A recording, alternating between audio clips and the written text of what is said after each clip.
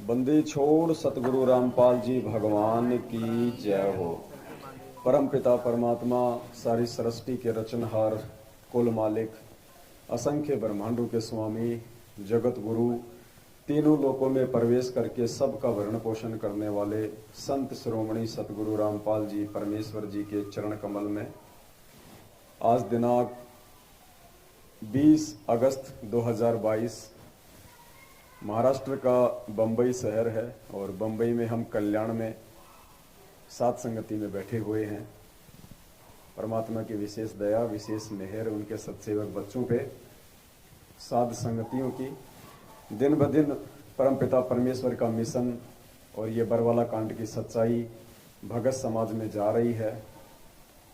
किसी न किसी माध्यम से परमात्मा, चाहे वो समाचार पत्र हो, चाहे कोई पैम्पलेट हो, चाहे साध संगति हो, चाहे वीडियो हो, सच्चाई को जन जन तक पहुंचा रहे हैं।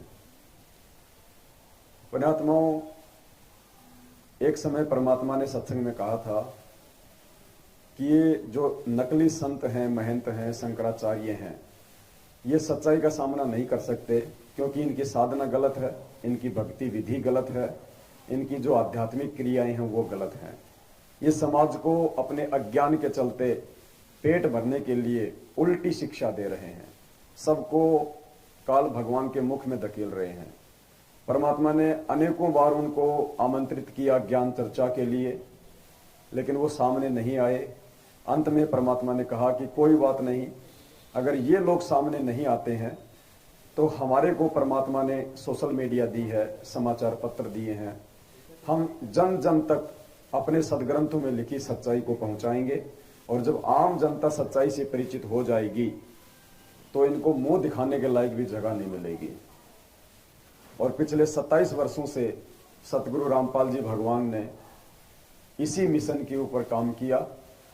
उन्होंने सत्संग किए, पुस्तकें छपवाई, टीवी चैनलों पे सत्संग चलवाए, समाचार पत्रों के माध्यम से परमात्मा ने शास्त्र अनुकूल विधि क्या है इसके विषय में भगत समाज को जागृत किया।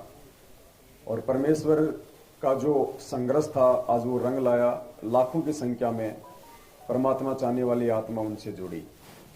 ठीक इसी प्रकार पुण्यात्माओं, बरवाला कांड 2014 के बाद से एक बार उन्हीं काल प्रेरित लोगों की तरह, नकली धर्म गुरुओं की तरह, संतों और महंतों की तरह स्वयं सतगुरु रामपाल जी भगवान का कलयुगी परिवार, उनका भाई, उनके बेटा बेटी, उनके रिश्तेदार और सतलोक आश्रम मैनेजमेंट हरियाणा, इन्होंने पाखंड की हदें पार की। हमेशा इन्होंने ज्ञान विरुद्ध, भक्ति विरुद्ध वही कुकर्म किए जिससे कि बार बार उस परमात्मा के सीने पे चोट लगे। और 2014 का बरवाला कांड उन्हीं मनवस लोगों की अज्ञानता का एक जो है परिणाम था, जो आज हम सभी को भुगतना पड़ रहा है। पिछले 7 वर्षों से परमात्मा जेल में बैठे हुए हैं। और पुण्यात्माओं, अब परमेश्वर ने दया बख्शी है साध संगतियों की। साध संगतियों के माध्यम से बरवाला कांड और बरवाला कांड से लेके आज तक इन्होंने जितने भी पाखंड किए हैं, सतगुरुदेव जी के आदेशों की आड़ में संगत को बहकाया है, बरगलाया है, दान धर्म के नाम पे संगत को करोड़ों में ठगा है। पिछले 7 वर्षों से संघ का समाधान और साध संगतियों के माध्यम से सच्चाई भगत समाज में जा रही है। परमेश्वर की आत्माएं दिन ब दिन सच्चाई से परिचित होके उन काल प्रेरित लोगों का साथ छोड़ रही हैं। हाल ही कुछ दिन पहले सतगुरु प्रगट दिवस को लेके सभी साध संगत से जुड़े भाई बहनों ने परमात्मा जी का ऐड निकलवाया पूरे भारतवर्ष में। और एक टहलका सा मचा, एक खलबली सी मची गुरुदेव के कलयुगी परिवार और इस मैनेजमेंट के बीच में। हिलने लगे ये लोग, यदि संगत सच्चाई से परिचित हो गई तो हमारी रोजी रोटी कैसे चलेगी, इन फर्जी आश्रमों में संगत कैसे आएगी, आएगी नहीं तो पाठ कैसे करवाएगी, ज्योति और दान का पैसा कैसे देगी, हमारी अय्यासियां कैसे पूरी होंगी। उसी के सिलसिले में आज दैनिक भास्कर में हम लोगों ने एक ऐड निकलवाया हरियाणा के लिए। फुल पेज में 2 पेज का ऐड, फुल पेज जिसको जैकेट कहते हैं, जैकेट का मतलब होता है अखबार में सबसे ऊपर जो पेज लगता है उसको कहते हैं जैकेट। सबसे पहले वो आज हमने निकलवाया 2 पेज का, लाखों रुपया देके। और अभी शाम को 8 बजे, आज 20 अगस्त को, क्योंकि कल 21 अगस्त को हमारा ऐड आना था रविवार को, अभी 20 अगस्त को 8:30 बजे दास लाइव आया था।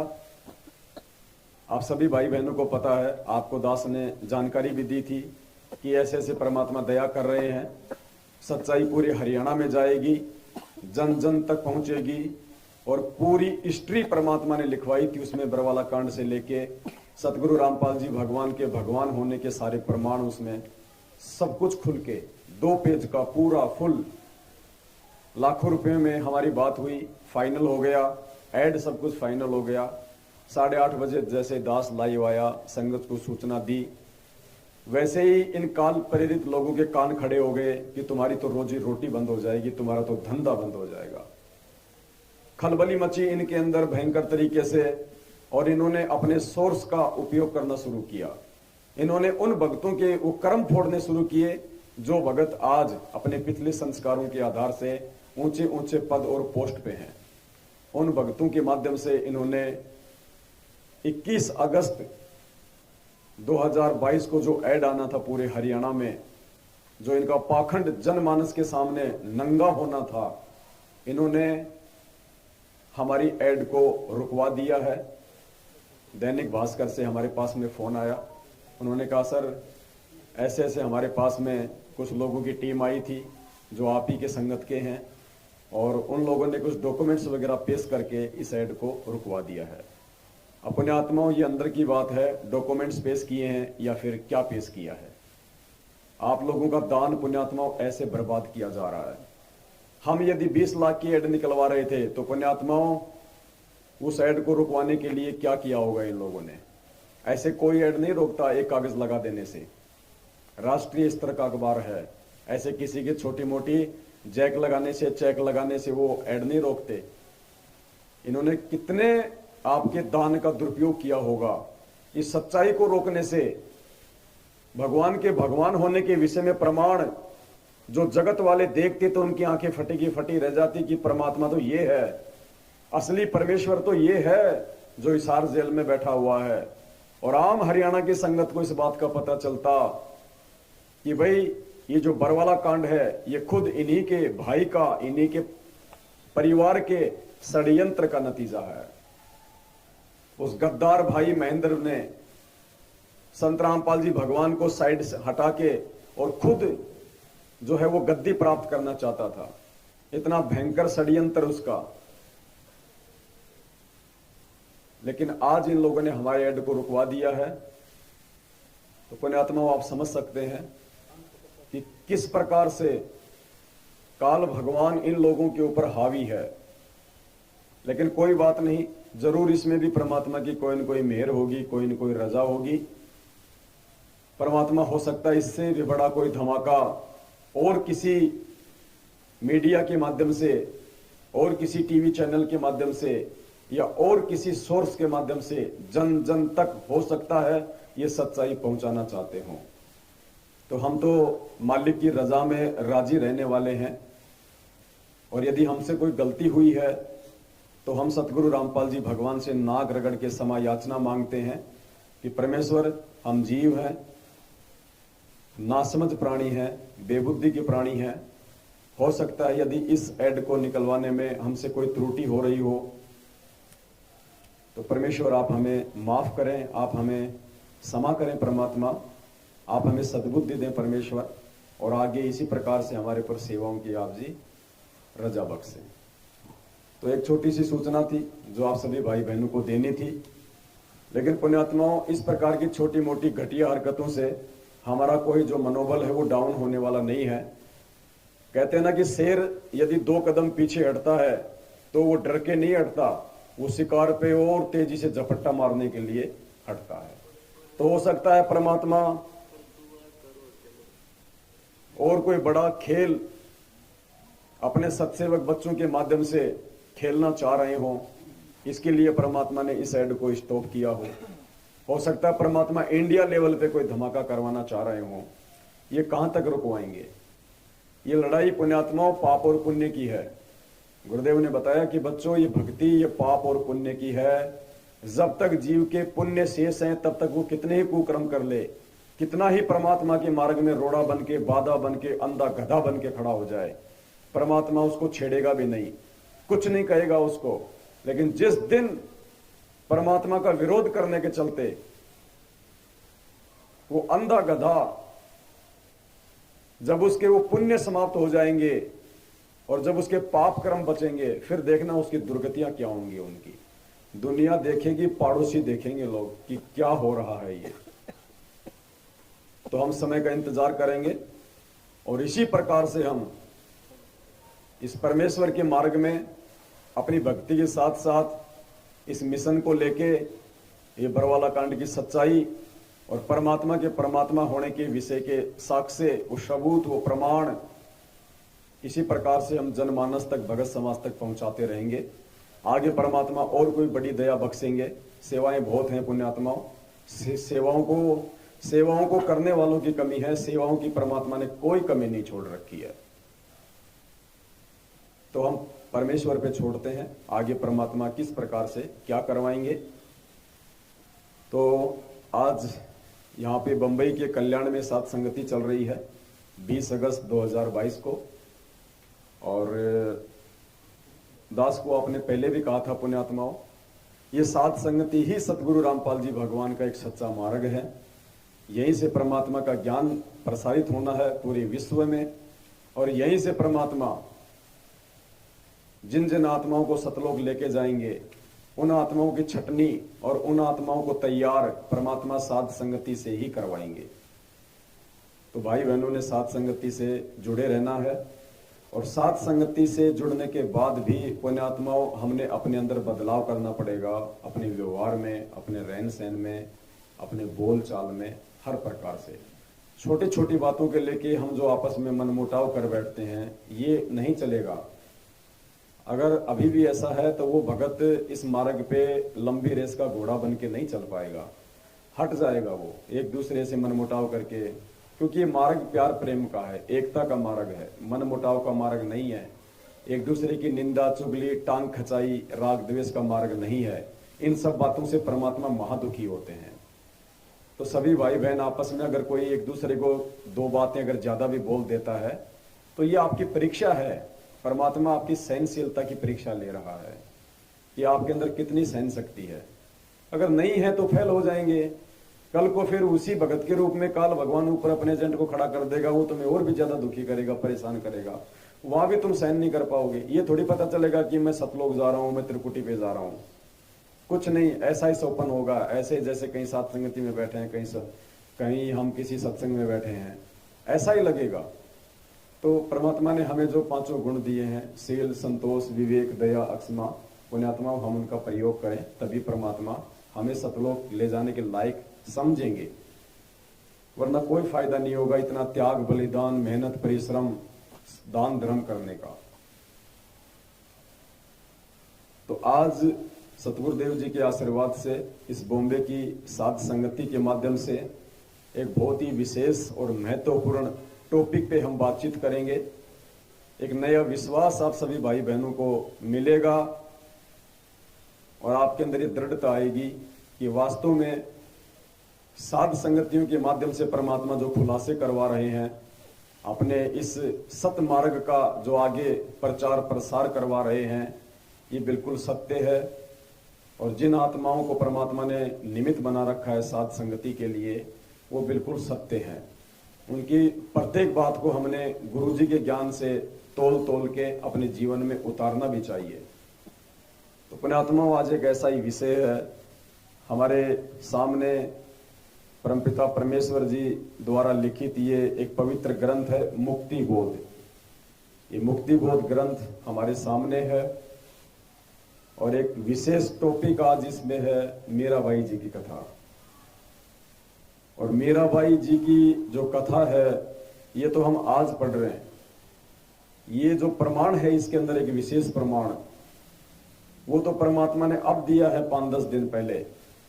और ये दास आप सभी भाई बहनों को पिछले 1 साल से बोलता आ रहा है कि भाई मीराबाई की मुक्ति नहीं हुई है, मीराबाई पार नहीं हुई है, उसका मोक्ष नहीं हुआ है, वो सतलोक नहीं गई है। क्योंकि पार करने का वक्त वर्तमान समय है। इस समय परमात्मा पार करेगा सभी आत्माओं को, अगर वो मर्यादा के साथ में टिकी रहेंगी तो। और एक विद्या नाम की बहन है जो आप लोग जानते होंगे, एक बार दास के साथ साथ संगति में आई थी। साथ संगति से भगवान ने उसको जोड़ दिया था, परमात्मा ने उसको बता दिया था कि तू मीरा की आत्मा है। लेकिन पुण्यात्माओं, ये मालूम पड़ जाने मात्र से कि कौन मीरा की आत्मा है, कौन नानक की आत्मा है, कौन धन्ना जी की आत्मा है, कोई फायदा नहीं। हम सब किसी न किसी की आत्मा है। हमने अनेकों जन्म भोगे हैं, यहाँ पे करोड़ों, हम किसी न किसी की आत्मा है। और यहां तो मीरा से भी टॉप टॉप आत्माएं बैठी होंगी, और टॉप आत्मा हम उनको कह नहीं सकते, क्योंकि अगर वो इतनी अच्छी आत्माएं होती तो आज इस कलयुग में क्यों धक्का खा रही है दोबारा, क्यों मां के गर्भ से जेल में लिपट के आई, क्यों इतने कष्ट उठाए। अगर वो इतनी अच्छी आत्मा थी, नानक जी, मीरा जी, जितने भी महापुरुष परमात्मा ने नाम बताए हैं, जो रह गए, पार नहीं हो पाई अपनी गलतियों के चलते, गुरु को भगवान ना मान पाने के चलते, अगर वो इतनी अच्छी आत्मा थी तो क्यों धक्के खा रही है आज यहाँ के। तो ऐसी एक आत्मा मीरा के बारे में परमात्मा ने ये कथा लिखी हुई इसमें, मुक्ति बोध पेज नंबर 212 पे मीराबाई की कथा है। पेज नंबर 209 पे मीराबाई की कथा है मुक्ति बोध में, जो कि सतगुरु रामपाल जी भगवान जी के द्वारा लिखित ये ग्रंथ है। एक विशेष इसके अंदर सबूत है, एक प्रमाण है। तो आज हम इसी कथा के ऊपर चलेंगे, आज हम चर्चा करेंगे। भगत जी दास ने पहले भी कहा था, जब दास लाइव आता है कोई चीज में छेड़छाड़ मत किया करो भगत जी। मैंने नागपुर में भी हाथ जोड़े थे आप सभी लोगों से। अब अच्छा खासा चल रहा था, क्या छेड़ने की जरूरत थी, वापस करो उसका वॉल्यूम, फिर मुझे जोर लगाना पड़ेगा। तो क्या जरूरत थी फिर ये लाने की, जब इतने डर रहे हैं हम यहाँ पे साथ संगति करने से, क्या जरूरत है फिर इनको लाने की। क्या दिक्कत है भगत जी, किसको प्रॉब्लम हो रही है यहाँ पे। थोड़ा सा हम कौन सा भगत जी यहाँ पे कोई डीजे थोड़ी बजा रहे हैं, अब इतना तो आदमी बोलेगा ना। देखो भगत जी, साथ संगति कहीं भी रखवाओ, अपनी पूरी व्यवस्था देखा करो भाई पहले। अगर हमें लगता है कि नहीं हो पाएगा यहाँ पे सेटल, भाई किसी को दिक्कत है, अड़ोसी को पड़ोसी को, तो नहीं करवानी चाहिए भाई। जल्दबाजी का काम थोड़ी है, थोड़ी की साथ संगति मेरे घर पे हो जाएगी तो मेरे को मोक्ष मिल ही जाएगा। मोक्ष तो मालिक की मर्यादा से और उसकी भक्ति से मिलेगा भगत जी, साथ संगतियां रखवाने से नहीं मिलेगा। वो रामदेव भगत जो है, वो किशनगढ़ वाला, उसने बहुत साथ संगतियां रखवाई, अब क्या हो गया, लग गए उस पर काल का दाव, अब वो साथ संगति के विरोध में आ गया। तो साथ संगति रखवाने मात्र से कोई भला नहीं होने वाला है। तो मीराबाई जी की जो कथा है इसके ऊपर आज हम चलेंगे। पेज नंबर 209 है, पुण्यात्माओं ध्यान से सुनना, आपकी आंखें खुलेंगी। दास ने आपको इतनी बार वीडियो बना के पहले कहा था कि भाई मीराबाई पार नहीं हुई, मीराबाई पार नहीं हुई। संगत में से 70% लोगों ने दास का विरोध किया कि नहीं, झूठ बोल रहा है, क्या ये गुरुजी का गुरु हो गया, क्या ये गुरुजी से ऊपर बोलने लग गया। गुरुजी ने तो कहा कि मीराबाई का मोक्ष हो गया, मीराबाई पार हो गई, ये पवन कैसे कह रहा कि मीराबाई पार नहीं हुई। पुण्यात्माओं, दास के पास में उस समय तक ये प्रमाण नहीं था जो परमात्मा ने इस पुस्तक में खुल के लिखा हुआ है। मैं केवल अपने सतगुरु रामपाल जी भगवान के ऊपर विश्वास करके, उनकी सत प्रेरणा से, उन्होंने दास को जो सद्बुद्धि बख्शी है, उनका जो आशीर्वाद है, उस आधार से दास सीना ठोक के कह रहा था कि मीरा पार नहीं हुई, क्योंकि पार होने का समय ये है भाई। भगवान झूठा नहीं हो सकता कि 650 साल पहले कोई पार नहीं हुआ, 64 लाख में से एक भी पार नहीं हुआ। इतनी बार कहा गुरुजी ने सत्संगों में, फिर मीरा कैसे पार हो जाएगी, मीरा भी तो 64 लाख में थी। इस आधार से और इस विश्वास के आधार से, गुरुजी के उस वचन पे विश्वास करके दास को इतनी हिम्मत मिली। ये प्रमाण मेरे पास में भी नहीं था स्पष्ट कि मेरा पार हुई या नहीं हुई, केवल मैं तो गुरुदेव के सत्संगों के आधार से ही एक बुलंद आवाज में आप सभी भाई बहनों को बोलता हुआ आ रहा हूं। और आज परमात्मा ने प्रमाण भी दे दिया। और मैं विनती करूंगा उन नालायक, मंदबुद्धि, भाई बहनों से जो बिना सोचे समझे जल्दबाजी में आकर के किसी का भी विरोध कर देते हैं, जो उस समय मेरे विरोध में थे, आज ये कथा जब वो सुनेंगे मेरा भाई की, तो अब वो कहां जाएंगे, कहां जाएंगे, वो क्या मुंह दिखाएंगे अब वो। तो पुण्यात्माओं, परमात्मा ने इस 2 कौड़ी के जीव को, इस 2 कौड़ी के कुत्ते को, पवन दास को, आप सभी भाई बहनों को सतगुरुदेव जी के हिसार जेल से बाहर आने तक भक्ति मार्ग पे जीवित रखने की सेवा लगाई है। जो इस चीज को समझ जाएगा तो फायदा उठा लेगा, और जो अपनी अज्ञानता के चलते, छोटी सोच के चलते, घटिया सोच के चलते, अपने मन में राग द्वेष ईर्ष्या के चलते यदि सात संगत से दूर होगा, अपने पैर पे खुद वो जो है वो कुल्हाड़ी मारेगा। तो गुरुदेव ने अपने एक सत्संग में कहा, क्योंकि मीराबाई की जो कथा है उसमें पुण्यात्माओं आगे बढ़ने से पहले हमने गुरुदेव का एक छोटा सा सत्संग सुनना पड़ेगा, 3 या 4 मिनट का, क्योंकि गुरुदेव के सत्संगों के बिना, उनको आधार बनाए बिना हमें कोई भी चीज समझ में नहीं आएगी। और गुरुदेव ने एक सत्संग में कहा था कि पुण्यात्माओं,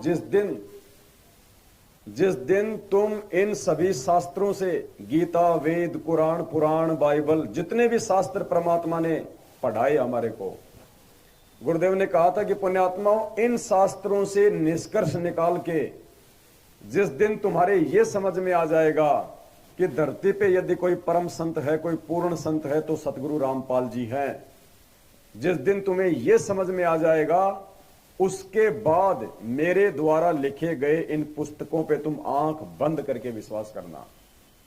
उसके बाद तुम्हारे लिए वो शास्त्र फेल हैं, आधे अधूरे ज्ञान युक्त, क्योंकि ना तो कंप्लीट ज्ञान गीता जी में है, ना वेदों में है, ना कुरान में, ना पुराण में। उनमें केवल भगवान की जानकारी है, भगवान की प्राप्ति का मार्ग नहीं है।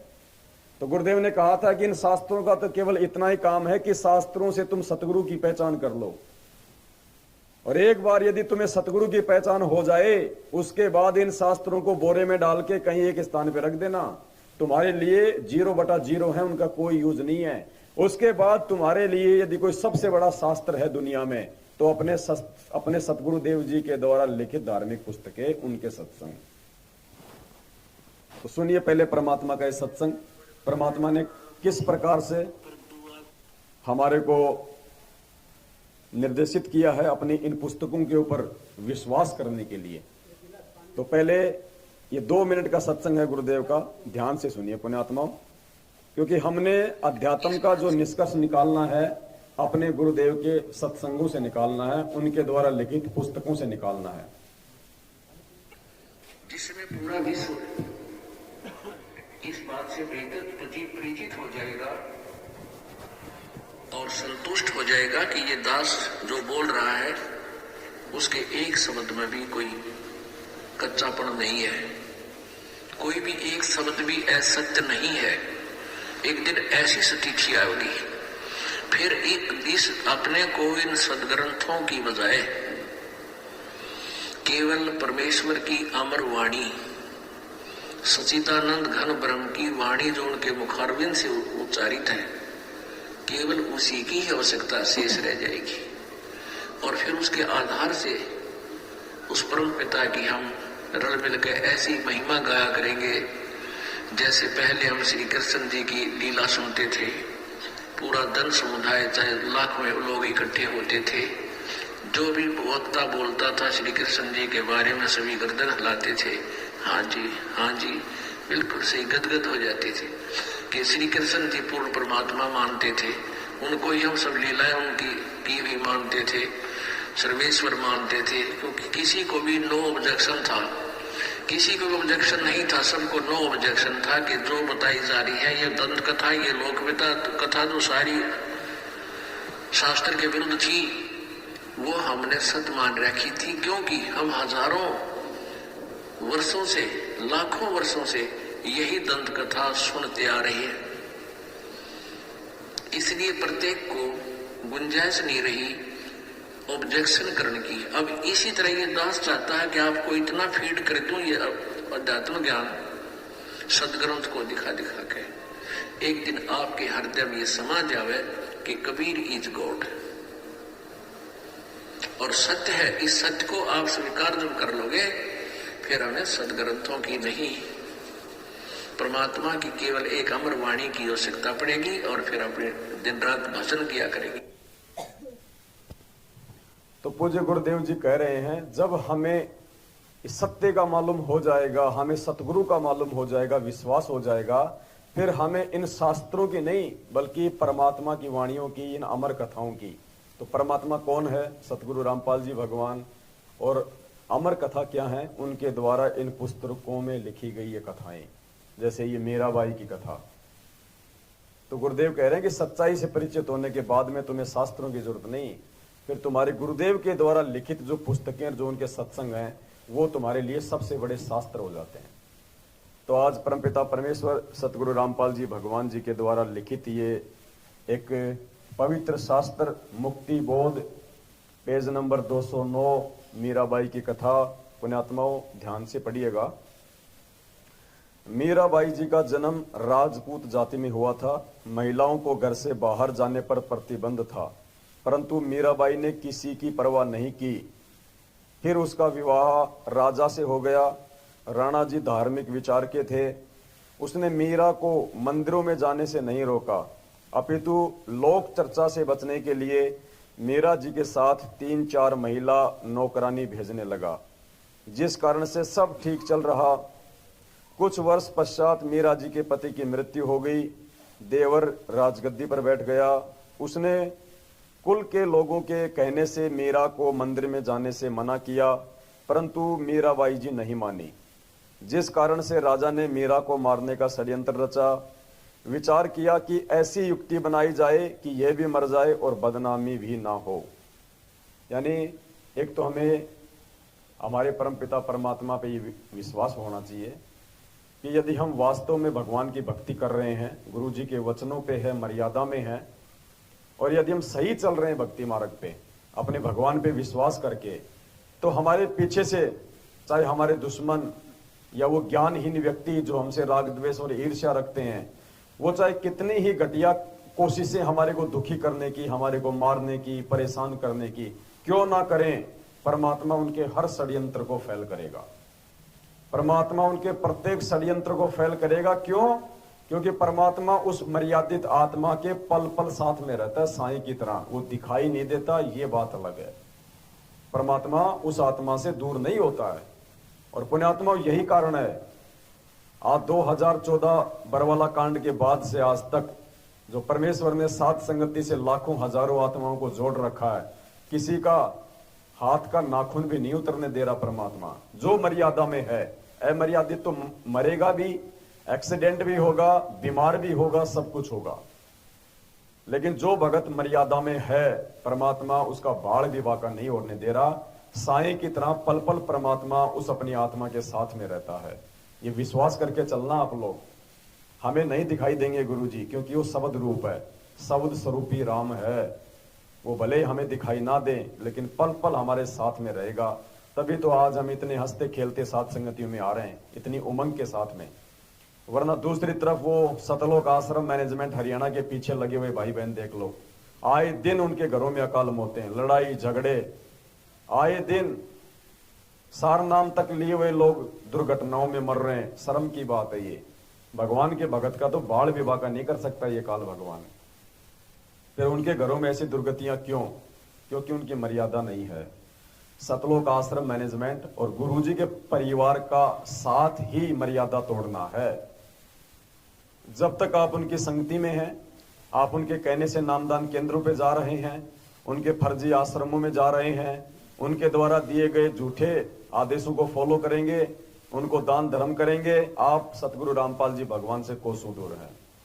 और आप और हम साथ संगत से जुड़े हुए सत्सेवक भाई बहन 2014 से उनकी किसी भी बात को फॉलो नहीं करते हैं। केवल सतगुरु रामपाल जी भगवान के ज्ञान को ही सच्चा मान के, मार्गदर्शक मान के, साथ संगति से जुड़ के हम आगे बढ़ रहे हैं।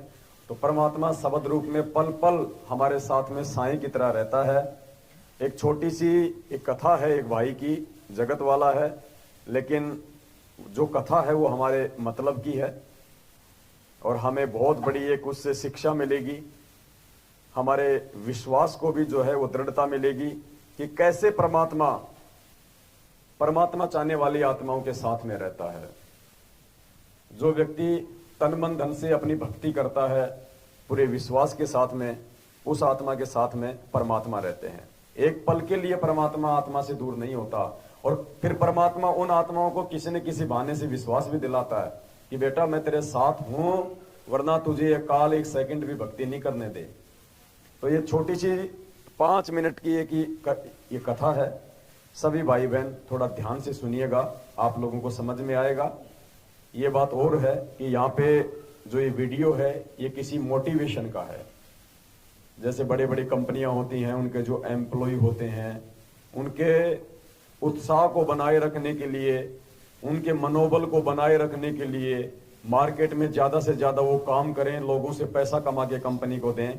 कंपनी वाले साल 6 महीने में उनको मोटिवेट करते हैं किसी ऐसे व्यक्ति को बुला के जो उनमें जोश पैदा कर दे।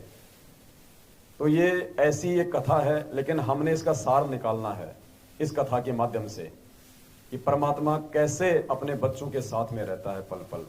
इस कथा में जो एक डॉक्टर है, उस डॉक्टर को आप एक सत्सेवक समझ लेना, आप एक सच्चा भगत समझ लेना, तब आपको ये कथा समझ में आएगी कि कैसे परमात्मा अपने सच्चे भगत के साथ में, जो भक्ति को ही जो प्रायोरिटी देता है, जो प्राथमिकता देता है, परमात्मा के वचन पे चलता है, कैसे परमात्मा उस भगत के साथ में साईं की तरह रहते हैं।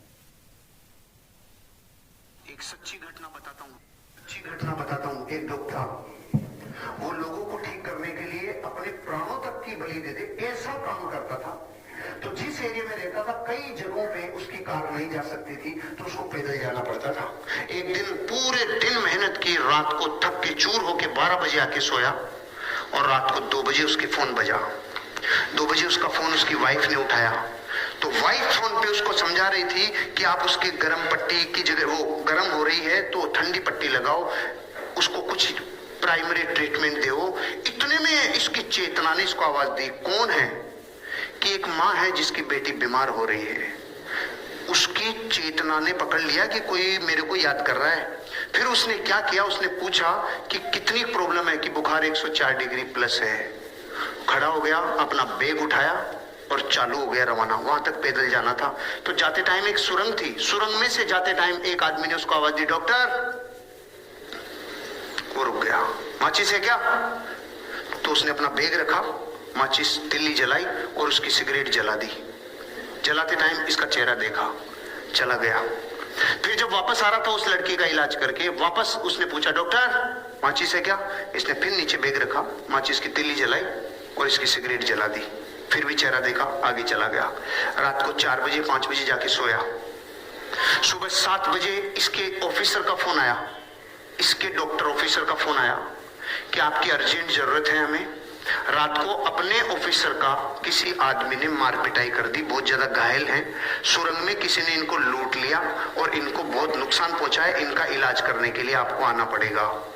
तो पहले तो डॉक्टर ने जाके सुबह 7 बजे उसका इलाज किया अपने ऑफिसर का, और फिर पूछा कि इसका ये किसने किया? तो उन्होंने कहा कि जिसने किया था सुरंग में ये काम, उस आदमी को हमने पकड़ लिया, पुलिस के हवाले कर दिया। तो उसने कहा मैं उससे मिलना चाहता हूँ। ये गया और जेल में जाके देखा तो वो वही आदमी था जिसकी रात में इसने सिगरेट जलाई थी। तो इसने बोला, इसने एक ही प्रश्न पूछा जो आपके मन में भी आ रहा है कि मैं भी तो आया था, तूने मुझे क्यों नहीं लूटा? उसका जवाब सुन के मेरी जमीन निकल गई कि मैं तेरे को लूटता भी और तेरे को कूटता भी, लेकिन जब भी तू आया मेरे पास तो तू अकेला नहीं था, तुम 2 थे, और मैं अकेले को लूटता हूं, 2 को नहीं लूटता। अब मैं आपसे पूछ रहा हूं, दूसरा कौन?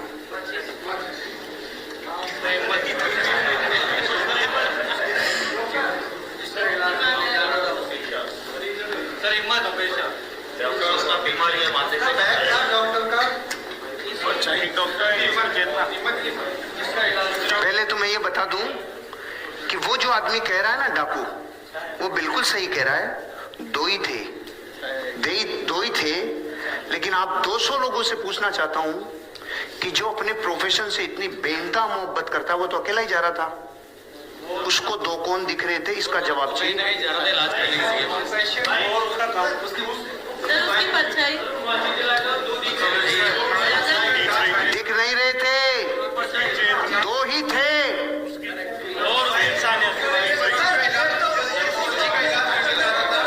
धर्मपत्नी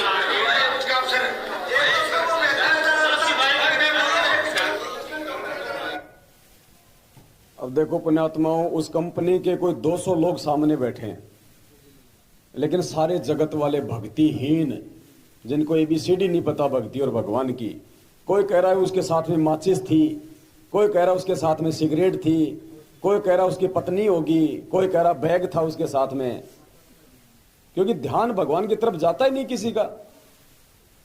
और वो समझा रहा है कि जो अपने धंधे से इतना बेइंतहा प्यार करता है, हम भक्तों का धंधा क्या है? भक्ति, मर्यादा, सेवा, और जो उसके लिए दिन रात एक कर दे, उसके साथ में फिर कैसे भगवान परछाई की तरह रहता है? क्योंकि डॉक्टर अपने धंधे से प्यार करता था।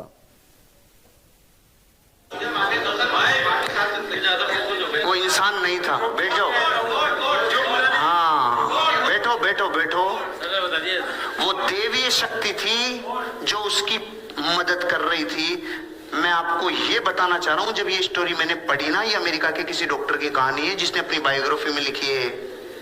उसके साथ वो पावर थी जिसको आप लोग और हम लोग सुप्रीम पावर कहते हैं, क्योंकि उसको ये पता था कि इस आदमी के साथ हादसा होगा। जो अपने प्रोफेशन को इतना बेइंतहा मोहब्बत करता है, वो तो अकेला ही था ना, उसको थोड़ी पता था। उस दिन के बाद उसको यकीन हुआ कि जब मैं अपने काम को प्राणों से ज्यादा पसंद करता हूं तो मेरे को कोई पावर मदद करती है। मैं आपको ये कहना चाह रहा था कि आपका ध्यान इतना ज्यादा मेटेरियलिस्टिक हो चुका कि आपको पावर शब्द पे विश्वास नहीं रहा। कि आप कोई कह रहा माचिस, कोई कह रहा है छाया, आपको ये तो पता है ना पावर्स होती है, तो यहां ध्यान क्यों नहीं गया? मेरा तो जैसे ही मैंने पढ़ा था ना ये स्टोरी, कि जैसे उसने कहा तू एक नहीं तू दो था, मैंने कहा ओ भाई रे, वो दो ही थे भाई साहब। लेकिन डॉक्टर को थोड़ी पता चलता कि दो थे कि नहीं थे। तो पुण्यात्माओं, आप जी यकीन मानना, जैसे ये घटना जो घटी है ना, उसी घटना के आधार से आज परमात्मा ने, पुण्यात्माओं, इस ऐड को स्टॉप किया है।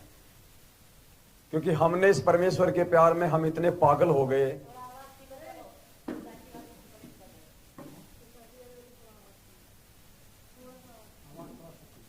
तो कोई नहीं, अपन वैसे बात कर लेंगे फिर।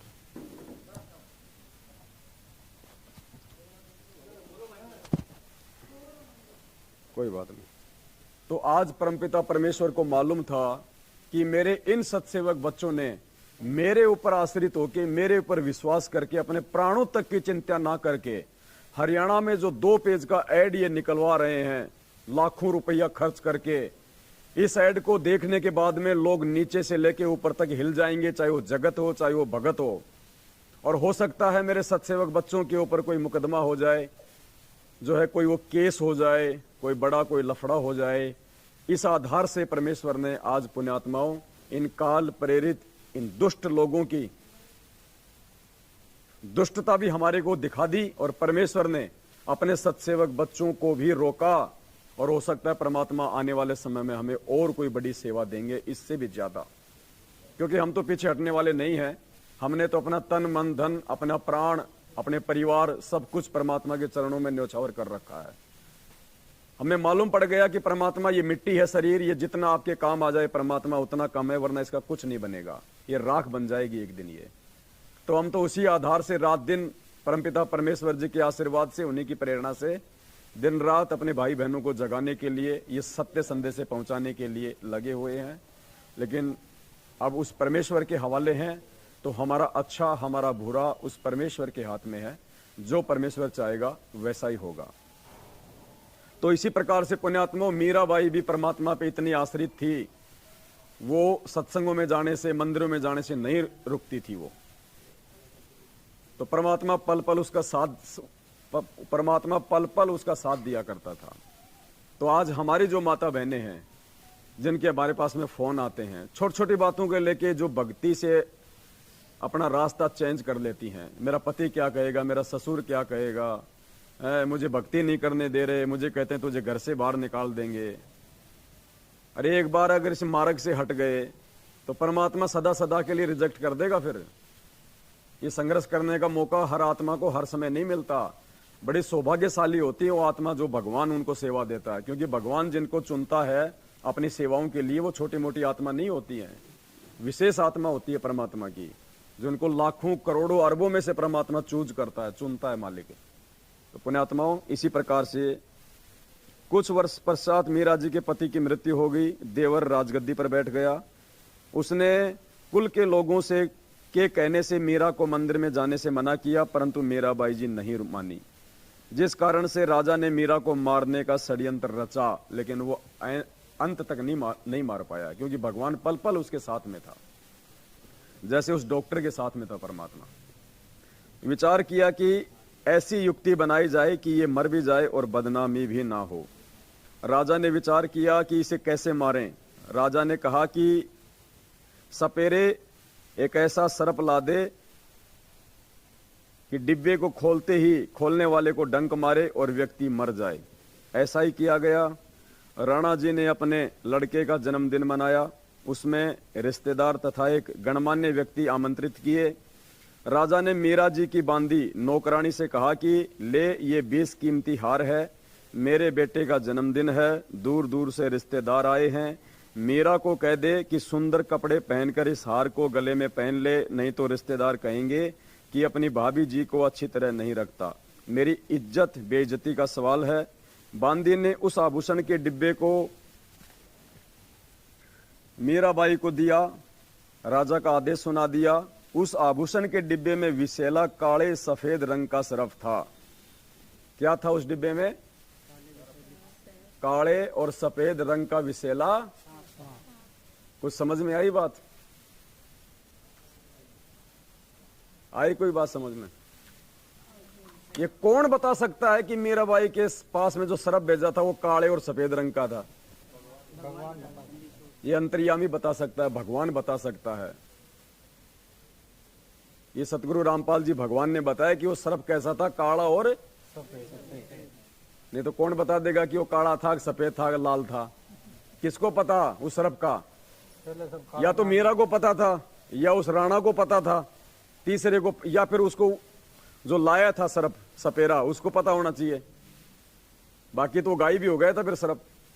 तो कौन बता सकता है इस बात को? भगवान। तो सतगुरु रामपाल जी महाराज परमात्मा है, परमेश्वर हैं।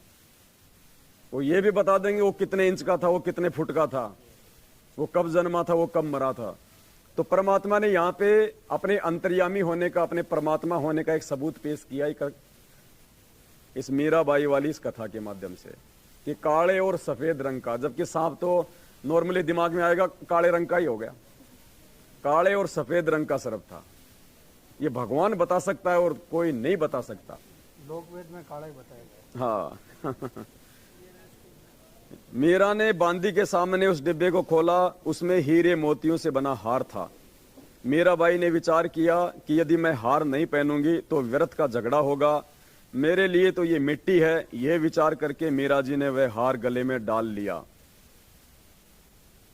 पुण्यात्मा, आज नहीं डालना। कहीं सोचो कि लो भाई, हाँ, तुम कहीं ये सोचो कि भाई कोई बात नहीं, मेरी तो इच्छा नहीं है, लेकिन ये घर वाले नहीं मान रहे इसलिए पहन लेती हूँ। फिर तुमने संघर्ष क्या किया? फिर तुमने तो घर वालों की भी, मतलब वो शर्म के चलते तुम घर वालों को भी तुम खुश करना चाह रहे हो और तुम परमात्मा को भी खुश करना चाह रहे हो। दो नावों की सवारी इस समय नहीं चलेगी। वो समय अलग था, वो भक्ति का समय नहीं था, वो पार होने का समय नहीं था। फिर भी उस आत्मा ने उस समय इतना संघर्ष किया 600 साल पहले। सोचने की बात है, आज भी नहीं कर पा रही माता बहनें इतने अधिकार प्राप्त होने के बाद।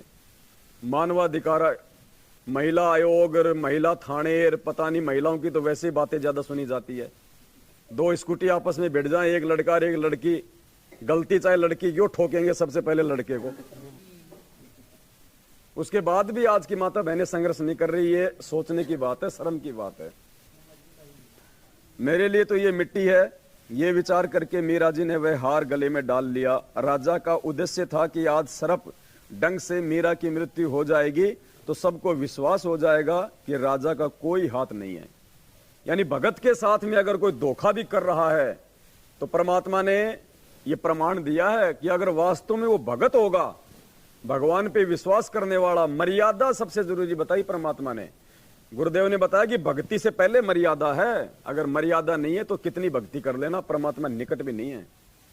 हमारे सामने सर्प डसने से मीरा की मृत्यु हुई। कुछ समय उपरांत राजा मंत्रियों सहित तथा कुछ रिश्तेदारों सहित मीरा के महल में गया तो मीरा बाई जी के गले में सुंदर महंगा हार देखकर राणा बौखला गया और बोला, बदचलन, ये हार किस यार से लाई है। यानी परमात्मा के भगत को उसने इतनी गंदी भाषा बोली उसने कि हे बदचलन, अपने किस यार से ये हार लाई है। उसने देखा ये मरी नहीं और मैंने तो सांप भेजा था, उसको थोड़ी पता था कि वो हार बन गया। और बोला, हे बदचलन, ये हार किस यार से लाई है। मीरा बाई जी के आंखों में आंसू थे। बोली कि आपने ही तो बांदी के द्वारा भिजवाया था। वही तो है। बांदी को बुलाया तथा पूछा कि वह डिब्बा कहाँ है। बांदी ने पलंग के नीचे से निकाल कर दिखाया, ये रहा राजा जी जो आपने भेजा था। राजा वापस आ गया। राजा ने सोचा कि अब की बार इसको विष मैं अपने सामने पिलाऊंगा, नहीं पिएगी तो सिर काट दूंगा।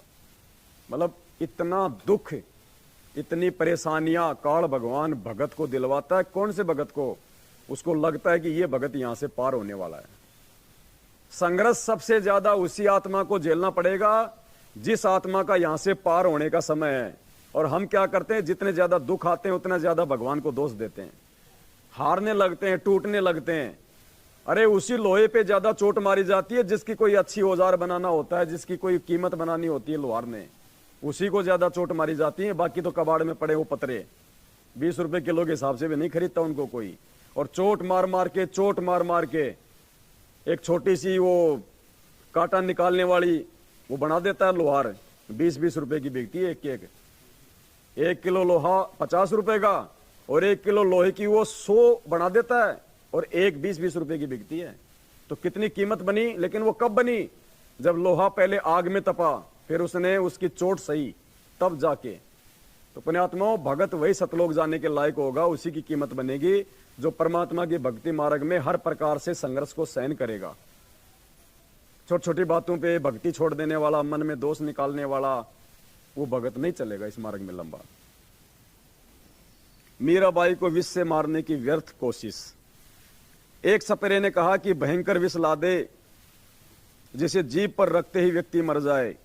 ऐसा विष लाया गया। राजा ने मीरा से कहा कि ये विष पी ले, अन्यथा तेरी गर्दन काट दी जाएगी। मीरा ने सोचा कि गर्दन काटने में तो पीड़ा होगी, विष पी लेती हूं। मीरा ने विष का प्याला परमात्मा को याद करके पी लिया, लेकिन उन्हें कुछ नहीं हुआ।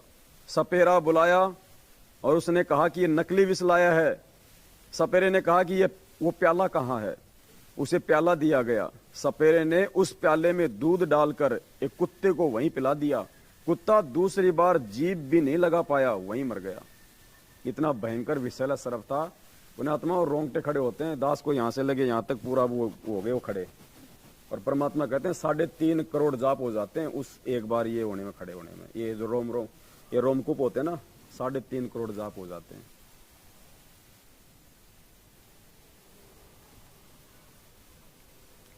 राजा ने देख लिया कि ये किसी तरह मरने वाली नहीं है, तब उसको मंदिर में जाने से नहीं रोका। उसके साथ कई नौकरानी तथा पुरुष रक्षक भी भेजने लगा कि लोग ये नहीं कहेंगे कि आवारागर्दी में जाती है। मीराबाई जी को सतगुरु शरण मिली। जिस श्री कृष्ण जी के मंदिर में मीराबाई पूजा करने जाती थी, उसके मार्ग में एक छोटा बगीचा था। उसमें कुछ घनी छाया वाले वृक्ष भी थे। उस बगीचे में परमेश्वर कबीर जी तथा संत रविदास जी सत्संग कर रहे थे। सुबह के लगभग 10 बजे का समय था। अब ये किसको पता कि सुबह के 10 बजे का समय था? परमात्मा आंखों के सामने रहती है घटनाएं परमात्मा की। मीरा जी ने देखा कि यहाँ परमात्मा की चर्चा या कथा चल रही है, कुछ देर सुनकर चलते हैं। परमेश्वर कबीर जी ने सत्संग में संक्षिप्त सृष्टि रचना का ज्ञान सुनाया। संक्षिप्त शॉर्ट में सुनाया परमात्मा ने, क्योंकि सुनाने वाले तो खुद ही थे ना। तो पूरी सृष्टि रचना सुनाई थी या शॉर्ट में सुनाई थी, वो तो वही बता सकता है।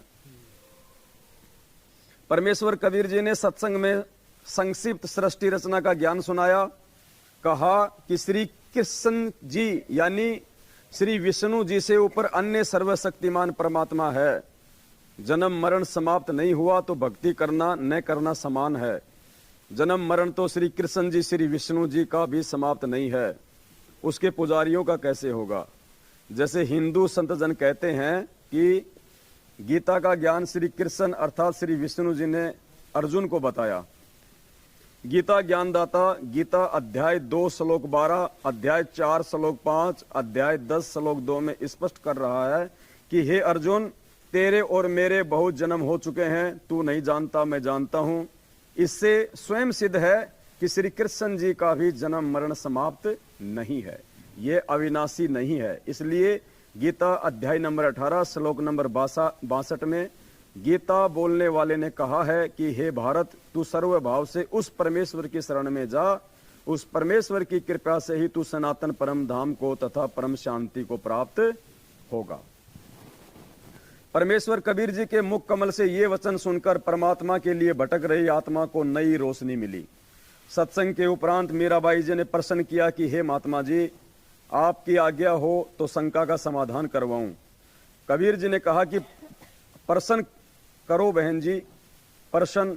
हे महात्मा जी, आज तक मैंने किसी से नहीं सुना कि श्री कृष्ण जी से ऊपर कोई और परमात्मा है। आज आपके मुख से सुनकर मैं दोराहे पर खड़ी हो गई हूं। मैं मानती हूं कि संत झूठ नहीं बोलते। परमेश्वर कबीर जी ने कहा कि आपके धार्मिक अज्ञानी गुरुओं का दोष है, जिन्हें स्वयं ज्ञान नहीं कि आपके सदग्रंथ क्या ज्ञान बताते हैं। देवी पुराण के 3 स्कंद में श्री विष्णु जी स्वयं स्वीकारते हैं कि मैं विष्णु, ब्रह्मा तथा शंकर नाशवान है, हमारा जन्म तथा मृत्यु होता है। मीराबाई बोली कि हे महात्मा जी, भगवान श्री कृष्ण जी मुझे साक्षात दर्शन देते हैं, मैं उनसे संवाद करती हूँ। कबीर जी ने कहा कि हे मीराबाई जी, आप एक काम करो, भगवान श्री कृष्ण जी से खुद ही पूछ लेना कि आपसे ऊपर भी कोई मालिक है। वे देवता हैं, कभी झूठ नहीं बोलेंगे। मीराबाई को लगा कि वह पागल हो जाएगी यदि श्री कृष्ण जी से भी ऊपर कोई परमात्मा है तो। पुण्यात्माओं, रात्रि में मीरा जी ने भगवान श्री कृष्ण जी का आह्वान किया। किसका आह्वान किया? अब देखना कौन प्रकट होता है। त्रिलोकीनाथ प्रकट हुए। अब कौन है असली त्रिलोकीनाथ? जो तीनों लोकों में प्रवेश करके सबका भरण पोषण करता है। क्या हुए? प्रकट हुए। संकेत किया परमात्मा ने कि पूर्ण परमेश्वर कबीर साहिब प्रकट हुए श्री कृष्ण जी रूप में। श्री कृष्ण जी क्यों कहेगा कि मेरे को छोड़ के किसी और के पास चली जा?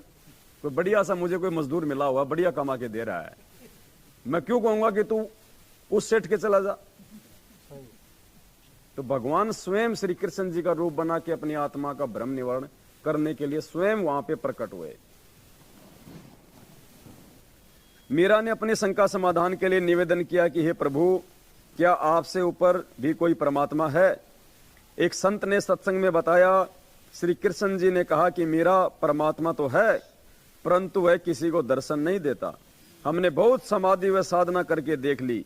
मीराबाई जी ने सत्संग में परमात्मा जी से यह भी सुना था कि उस पूर्ण परमात्मा को मैं प्रत्यक्ष दिखाऊंगा, सत्य साधना करके उसके पास सतलोक में भेज दूंगा। मीराबाई जी ने श्री कृष्ण जी से फिर प्रश्न किया, क्या आप जीव का जन्म मरण समाप्त कर सकते हो? श्री कृष्ण जी ने कहा कि असंभव। कबीर जी ने कहा था कि मेरे पास ऐसा भक्ति मंत्र है जिससे जन्म मरण सदा के लिए समाप्त हो जाता है। वह परमात्मा, वह परम धाम प्राप्त होता है जिसके विषय में गीता जी अध्याय नंबर 15 श्लोक 4 में कहा है कि तत्व ज्ञान तथा तत्वदर्शी संत की प्राप्ति के पश्चात परमात्मा के उस परम धाम की खोज करनी चाहिए जहां जाने के पश्चात साधक फिर लौटकर संसार में कभी नहीं आते। उसी एक परमात्मा की भक्ति करो। मीराबाई ने कहा कि हे परमात्मा, हे भगवान श्री कृष्ण जी, संत जी कह रहे थे कि मैं जन्म मरण समाप्त कर देता हूं, अब मैं क्या करूं? मुझे तो पूर्ण मोक्ष की चाह है। श्री कृष्ण जी बोले कि मीरा, आप उस संत की शरण ग्रहण करके अपना कल्याण। अगर उसको इतना ही पता था श्री कृष्ण जी को तो खुद ना उनकी शरण में चला जाता जो मीरा को भेज रहा है। अब गुरु जी कह रहे कहीं पे कोई फ्री में कोई प्लाट बट रहे हो, तो पहले आप भगोगे या अपने नौकर को कहोगे कि तू ले ले? तो जहां मोक्ष बट रहा है, इतनी कोई गारंटी दे रहा है, तो श्री कृष्ण जी कह रहे कि वहां जाके अपना मोक्ष करवा ले। तो खुद क्यों भटकेगा आदमी? मुझे जितना ज्ञान था वह बता दिया। मीरा अगले दिन मंदिर नहीं गई, सीधी संत जी के पास अपनी नौकरानी के साथ जाकर दीक्षा लेने की इच्छा व्यक्त की तथा श्री कृष्ण जी से हुई वार्ता भी संत कबीर जी से साझा की। उस समय छुआछात चरम पर थी। ठाकुर लोग अपने को सर्वोत्तम मानते थे। परमात्मा मान बढ़ाई वाले प्राणी को कभी नहीं मिलता। मान बढ़ाई वाले प्राणी को कभी नहीं मिलता परमात्मा। मीराबाई की परीक्षा के लिए कबीर जी ने संत रविदास जी से कहा कि आप मीरा राठौड़ को प्रथम मंत्र, अब गुरु जी ने देखो उसका गोत्र भी बता दिया, राठौड़ थी वो, राजपूत जाति में राठौड़। ये और कहा कि मीरा राठौड़ को प्रथम मंत्र दे दो, ये मेरा आपको आदेश है। संत रविदास जी ने आज्ञा का पालन किया। संत कबीर परमात्मा जी ने मीरा से कहा कि बहन जी वो बैठे संत जी, उनके पास जाकर दीक्षा ले ले। बहन मीरा जी तुरंत रविदास जी के पास गई और बोली, संत जी दीक्षा देकर कल्याण करो। संत रविदास जी ने बताया कि मीरा बहन, मैं चमार जाति से हूं, आप ठाकुरों की बेटी हो, आपके समाज के लोग आपको बुरा भला कहेंगे, जाति से बाहर कर देंगे, आप विचार कर लें। मीराबाई अधिकारी आत्मा थी, परमात्मा के लिए मर मिटने के लिए सदा तत्पर रहती थी। बोली, संत जी आप मेरे पिता, मैं आपकी बेटी, मुझे दीक्षा दो। भाड़ में पड़ो संसार, कल को मैं कुतिया बनूंगी, तब ये ठाकुर समाज मेरा क्या बचाव करेगा। सत्संग में बड़े गुरुजी कबीर जी ने बताया है कि कबीर कुल करनी के कारण हंसा गया बिगोय, तब ये कुल क्या कर लेगा जब तू चार पाया का होए। चार पाया का यानी जानवर, उस समय क्या करेगा, ये तेरा समाज और इसकी इज्जत रही है। शब्दार्थ, कबीर परमेश्वर जी सतर्क कर रहे हैं कि हे भगत, स्त्री पुरुष जो कुल परिवार व संसार की शर्म के कारण भक्ति नहीं करते, कहते हैं कि घर परिवार वाले व संसार के व्यक्ति मजाक करेंगे कि नाम दीक्षा लेकर दंडवत प्रणाम करते हो, अन्य देवी देवताओं की पूजा नहीं करते हो, श्राद्ध पिंडदान नहीं करते हो, तुम्हें शर्म आनी चाहिए। उन्होंने अपना मानव जीवन नष्ट कर लिया। भक्ति न करने से जब चार पैर के पशु यानी गधे, कुत्ते, सूअर, बैल आदि बनोगे, तब ये कुल व परिवार के व्यक्ति क्या बचाव करेंगे। भक्ति ने बचाव करना था, वह की नहीं, इसलिए भक्ति करो। संत रविदास जी उठकर संत कबीर जी के पास गए और सब बात बताई। परमात्मा बोले कि देर ना कर, ले आत्मा को अपने पाड़े में। उसी समय संत रविदास जी ने बहन मीरा को प्रथम मंत्र केवल 5 नाम दिए। ये 5 नाम शरीर में बने कमलों को खोलने वाले हैं, राधा स्वामी पंथ वाले नहीं हैं, तथा न दामा खेड़े वाले गद्दी से दिए जाने वाले हैं। उनसे भिन्न मोक्ष के सहयोगी मंत्र हैं। मीराबाई को बताया कि ये इनकी पूजा नहीं है, इनकी साधना है। इनके लोक में रहने के लिए, खाने पीने के लिए जो भक्ति धन चाहिए वह इन मंत्रों से मिलता है। यहाँ का ऋण उतर जाता है, फिर मोक्ष के अधिकारी होते हैं। परमात्मा कबीर जी तथा संत रविदास जी वहाँ 1 महीना रुके। मीराबाई पहले तो दिन में घर से बाहर जाती थी, फिर रात्रि में भी सत्संग में जाने लगी, क्योंकि सत्संग दिन में कम तथा रात्रि में अधिक होता था। कोई दिन में समय निकाल लेता था, कोई रात्रि में। मीरा के देवर राणा जी मीरा को रात्रि में घर से बाहर जाता देखकर जल भून गए, परंतु मीरा को रोकना तूफान को रोकने के समान था। ऐसी आत्माएं परमात्मा की अधिकारी होती हैं। इसलिए राणा जी ने अपनी मौसी जी यानी मीरा जी की माता जी को बुलाया और मीरा को समझाने के लिए कहा कि इसने हमारी इज्जत का नाश कर दिया। बेटी माता की बात मान लेती है। मीरा की माता ने मीरा को समझाया, मीरा ने उसका तुरंत जवाब दिया और परमात्मा ने उन दोनों की वार्ता को एक भजन के रूप में लिखा है। सत्संग में जाना मीरा छोड़ दे, ये सत्संग में जाना मीरा आए मारी लोग करें तकरार, सत्संग में जाना मीरा छोड़ दे, आए मारी लोग करें तकरार।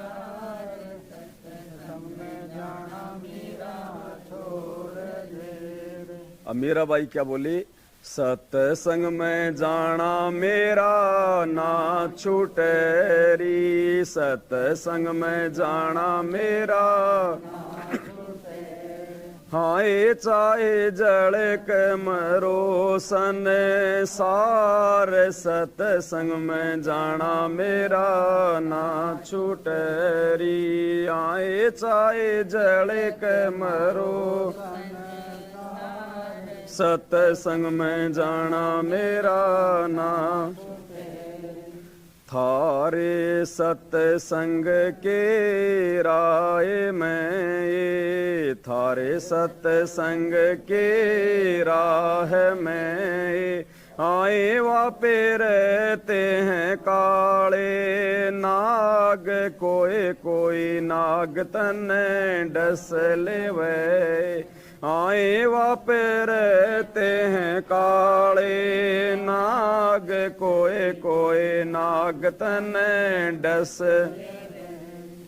जब गुरु मारे मेरे करें री, जब गुरु मारे मेरे आए वे तो सर्प गंडे वे बने जावे, सत्संग में जाना मेरा ना, आए वो तो सर्प गंडे वे बने जावे, सत्संग में जाना मेरा ना, थारे सत्संग के राह में है, थारे सत्संग के राह आए वापे रहते हैं बबरी शेर, कोई कोई शेर तने खा लेवेगा, हाय वापे रह कोई कोई शेर तने खा लेवेगा, जब गुरु की मेरे फिरेरी, जब मारे गुरु की मेरे फिरे आरी, वे तो शेरा के गिद्दड़ बने जावे, सत्संग में जाना मेरा ना छूटेरी, हाय वा तो शेरा के गिद्दड़ बने जावे, सत्संग में जाना मेरा ना छूटे, थारे सत्संग के बीच में है, थारे सत्संग के बीच हाय वापे रहते हैं साधु संत, कोई कोई संत तने ले मरे, हाय वापे रहते हैं कोई कोई संत तन ले रमे, तेरे री मन में माता पाप है री, तेरे री मन में माता संत मेरे माँ बाप हैं री, संत मेरे माँ हारी, ये तो कर देंगे बेड़ा पार, सत्संग में जाना मेरा ना छूटेरी, हारी ये तो कर देंगे बेड़ा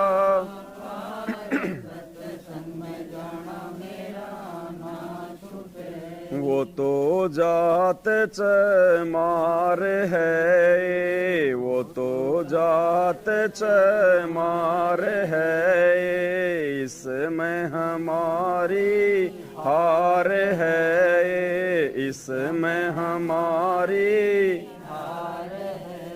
तेरे री लेख माता चमार है री, तेरे री लेख माता चमार, मेरा सिर जन हार है री, मेरा सिर जन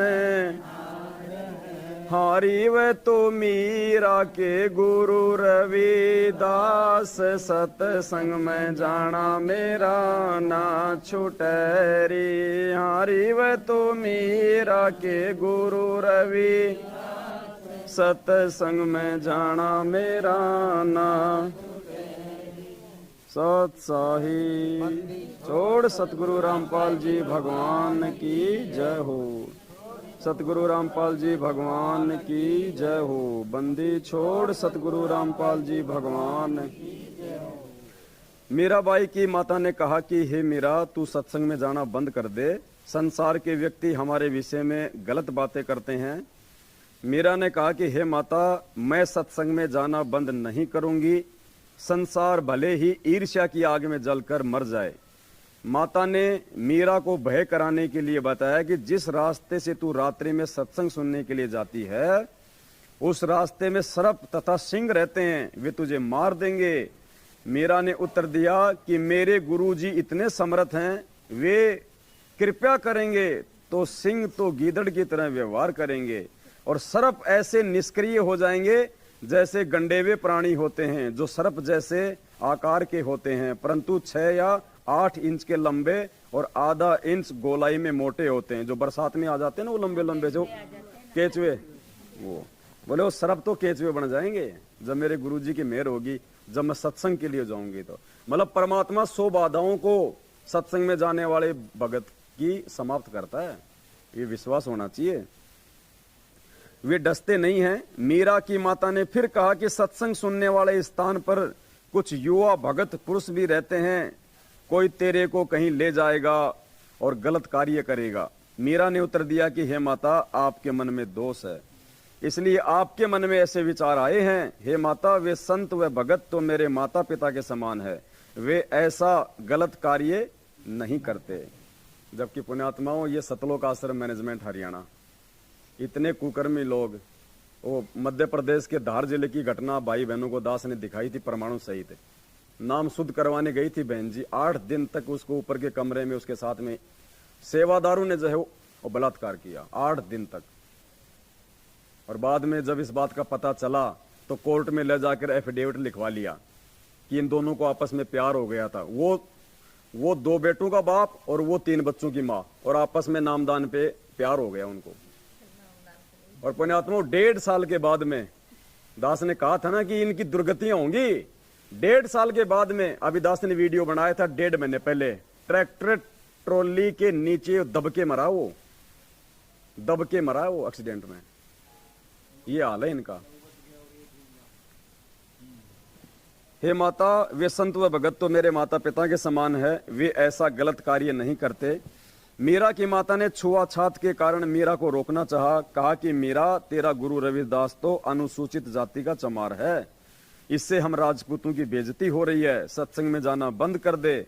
मीरा ने कहा कि हे माता, आपके विचार से मेरे गुरुजी अनुसूचित जाति के चमार हैं, मेरे लिए तो मेरे परमात्मा हैं, मैं उनकी बेटी, वे मेरे पिता हैं, सत्संग में जाना बंद नहीं होगा।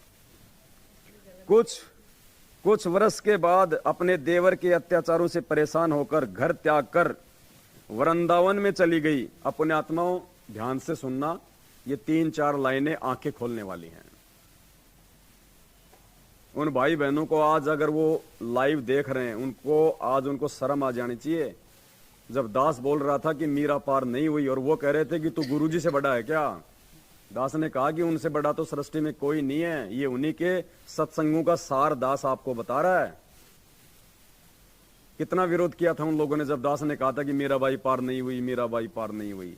ये नकली मीरा तो अभी बाद में मिली हमारे को, वो विद्या तो हमारे को बाद में मिली है, उससे पहले की बातें हैं जब दास कहा करता था। लेकिन दास को विश्वास था अपने भगवान पे कि परमात्मा धरती पे है, बिचली पीढ़ी इसलिए चुनी भगवान ने। केवल उस समय तो उनकी बैटरी चार्ज की थी परमात्मा ने, पार होने के लक्षण नहीं थे उनके। जो मीरा अंतिम समय में श्री कृष्ण जी की मूर्ति में समा रही है, वो काहे की पार हो जाएगी। परमात्मा कहते हैं जहां आशा तहां बासा होई, मन कर्म वचन सुमरियो सोई। कुछ वर्ष के पश्चात अपने देवर के अत्याचारों से परेशान होकर मीरा घर त्याग कर वृंदावन में चली गई। वहां कबीर परमात्मा जी एक साधु के वेश में गए, ज्ञान चर्चा हुई तथा मीरा को ज्ञान हुआ कि अभी आगे की पढ़ाई शेष है। यानी केवल प्रथम मंत्र का जाप संत रविदास जी ने दे रखा था।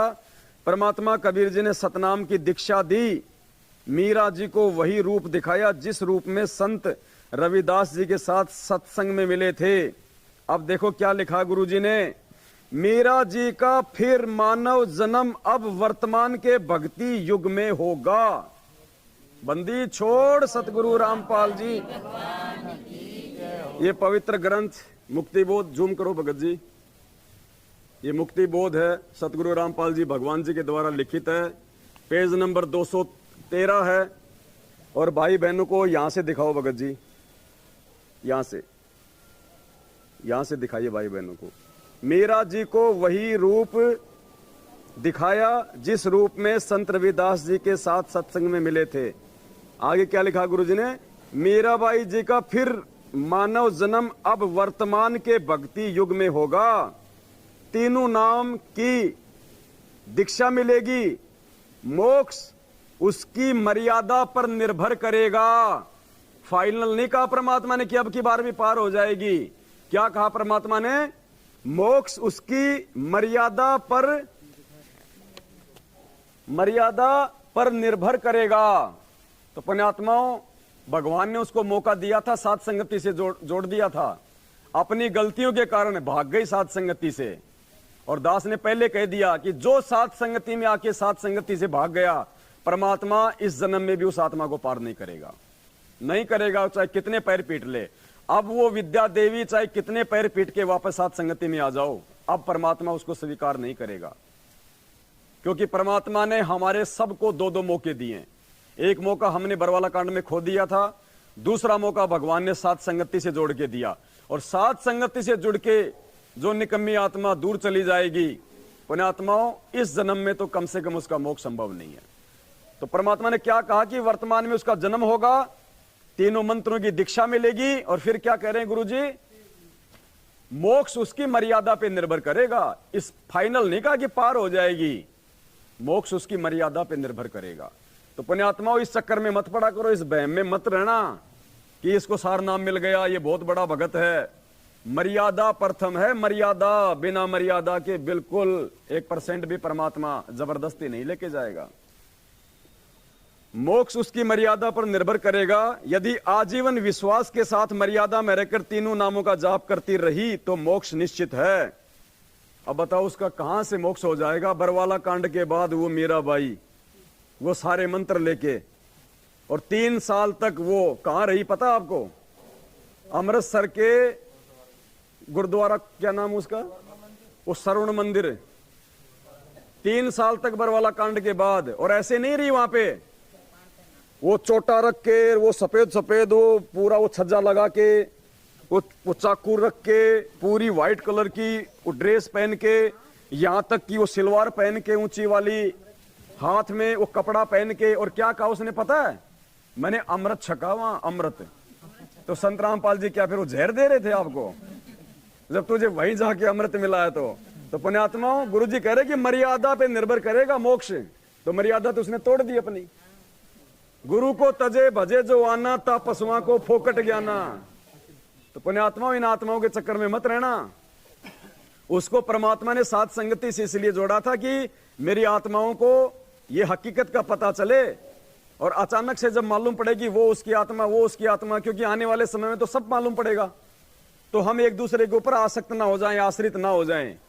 दिखा दिया परमात्मा ने, देख लो, भगवान ने दूसरा मौका दिया इसको, फिर भी ठोकर मार दी उसने परमात्मा को। तो पुण्यात्माओं, हमने शिक्षा लेनी है ऐसी आत्माओं से कि भगवान ऐसी गलती हमसे ना हो जाए। बाढ़ में जाए मीरा की आत्मा, बाढ़ में जाए नानक की आत्मा। परमात्मा, हम जो भी आत्मा है, परमात्मा हमें पार करो आप। मोक्ष उसकी मर्यादा पे निर्भर करेगा। यदि आजीवन विश्वास के साथ मर्यादा में रहकर तीनों नामों का जाप करती रही तो मोक्ष निश्चित है।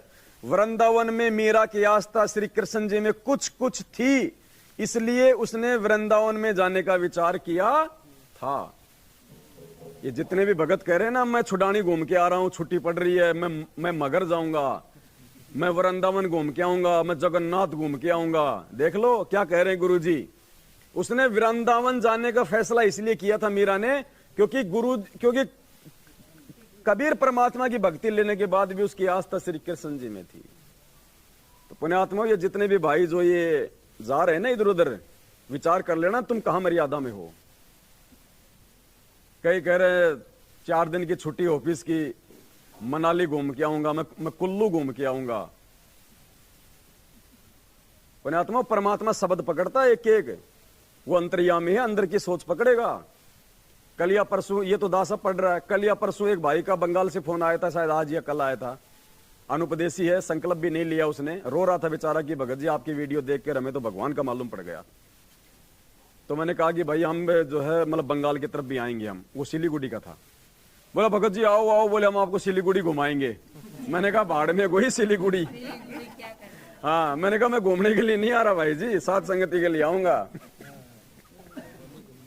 हाँ मेरे को घूमने के लिए नहीं आ रहा, हमने तो सतलोक जाके घूमना, भाड़ में जाए यहाँ का घूमना।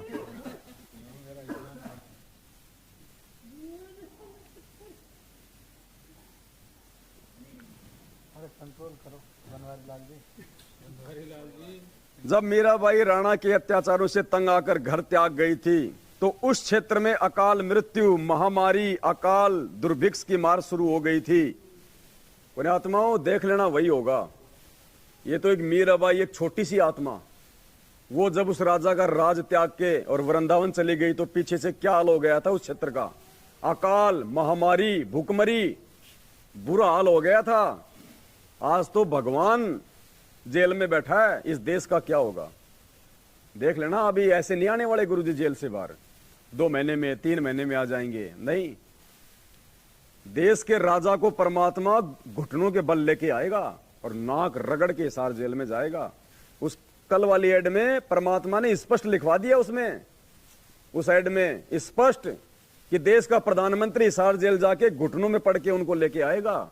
शायद इसीलिए परमात्मा ने एड नहीं आने दी आज, कि क्या पता मेरे बच्चों पे कोई आपत्ति आ जाएगी नहीं तो, क्योंकि ये तो अपने भाव में भावित होकर अपने प्राणों को अपने परमात्मा के चरणों में न्योछावर करके लिख रहे हैं। तो इसलिए परमात्मा ने सोचा कि अभी थोड़ा समय नहीं है उचित इन बातों का।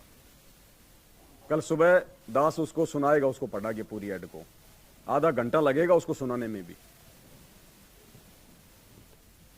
जब मीराबाई राणा के अत्याचारों से तंग आकर घर त्याग गई थी तो उस क्षेत्र में अकाल मृत्यु, महामारी, दुर्भिक्ष की मार शुरू हो गई थी।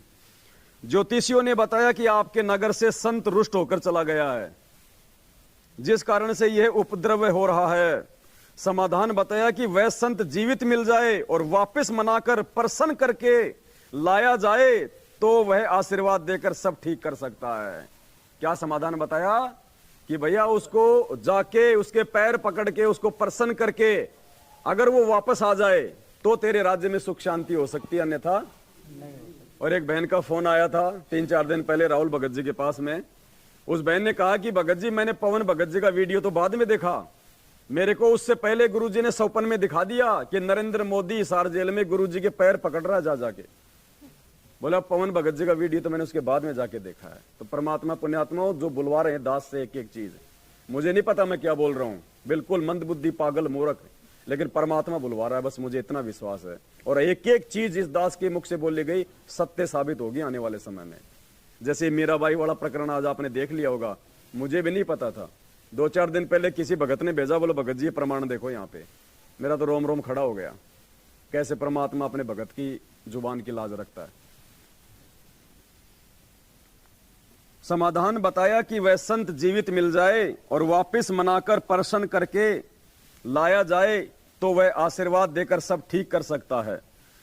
राणा ने अपने सभापतियों से प्रश्न किया कि ऐसा कौन संत था जो रुष्ट होकर चला गया, क्योंकि वो तो मीरा को संत मानता ही नहीं था। राणा का चाचा, मीरा का चाचा ससुर भवन सिंह राणा का महामंत्री था तथा परमात्मा का भगत था। मीराबाई के साथ भौम ने भी संत रविदास जी से नाम लिया था। भौम को एक नौकर राजा ने दे रखा था, उस नौकर ने भी उस समय संत रविदास जी से नाम लिया था। वे पहले मीरा के साथ बैठकर परमात्मा की घंटों चर्चा किया करते थे। भवन मीरा को बेटी की तरह तथा साध्वी की तरह सम्मान देता था, परंतु अत्याचारी भतीजे राजा से डरता था। मीरा को सांत्वना देता था कि भक्तों का भगवान रक्षक है। मीरा के चले जाने के पश्चात भवन तथा नौकर बहुत रोते थे, याद करते थे। भौम ने राजा को बताया कि मीरा संत थी, वह चली गई, इस कारण से यह सब अनिष्ट हो रहा है। राणा ने कहा कि उसे कौन ला सकता है, मैं कभी भी उसे कष्ट नहीं दूंगा, प्रतिज्ञा करता हूं। 2 सिपाही जो मीरा की निगरानी के लिए छोड़ रखे थे। मीरा के साथ छाया की तरह साथ रहने का आदेश राणा ने दे रखा था। मीरा की प्रत्येक गतिविधि पर नजर रखने को कहा था। दोनों मीराबाई से ज्ञान चर्चा सुना करते थे, उनके कष्ट में रोया करते थे, कहते थे कि बहन विश्वास रखो, परमात्मा सब देख रहा है। मीरा के अचानक चले जाने से उसकी दशा भी खराब थी, घंटू रोते थे। उन दोनों ने खड़ा होकर सभा में कहा कि हम मीरा को लौटा ला सकते हैं यदि जिंदा मिल गई तो। राजा ने कहा यदि नहीं आई तो क्या करोगे? वे बोले कि हम भी लौटकर नहीं आएंगे। दोनों मीराबाई जी की खोज में निकले। पता चला कि बहुत सारे साधु संत स्त्री पुरुष वृंदावन में रहते हैं।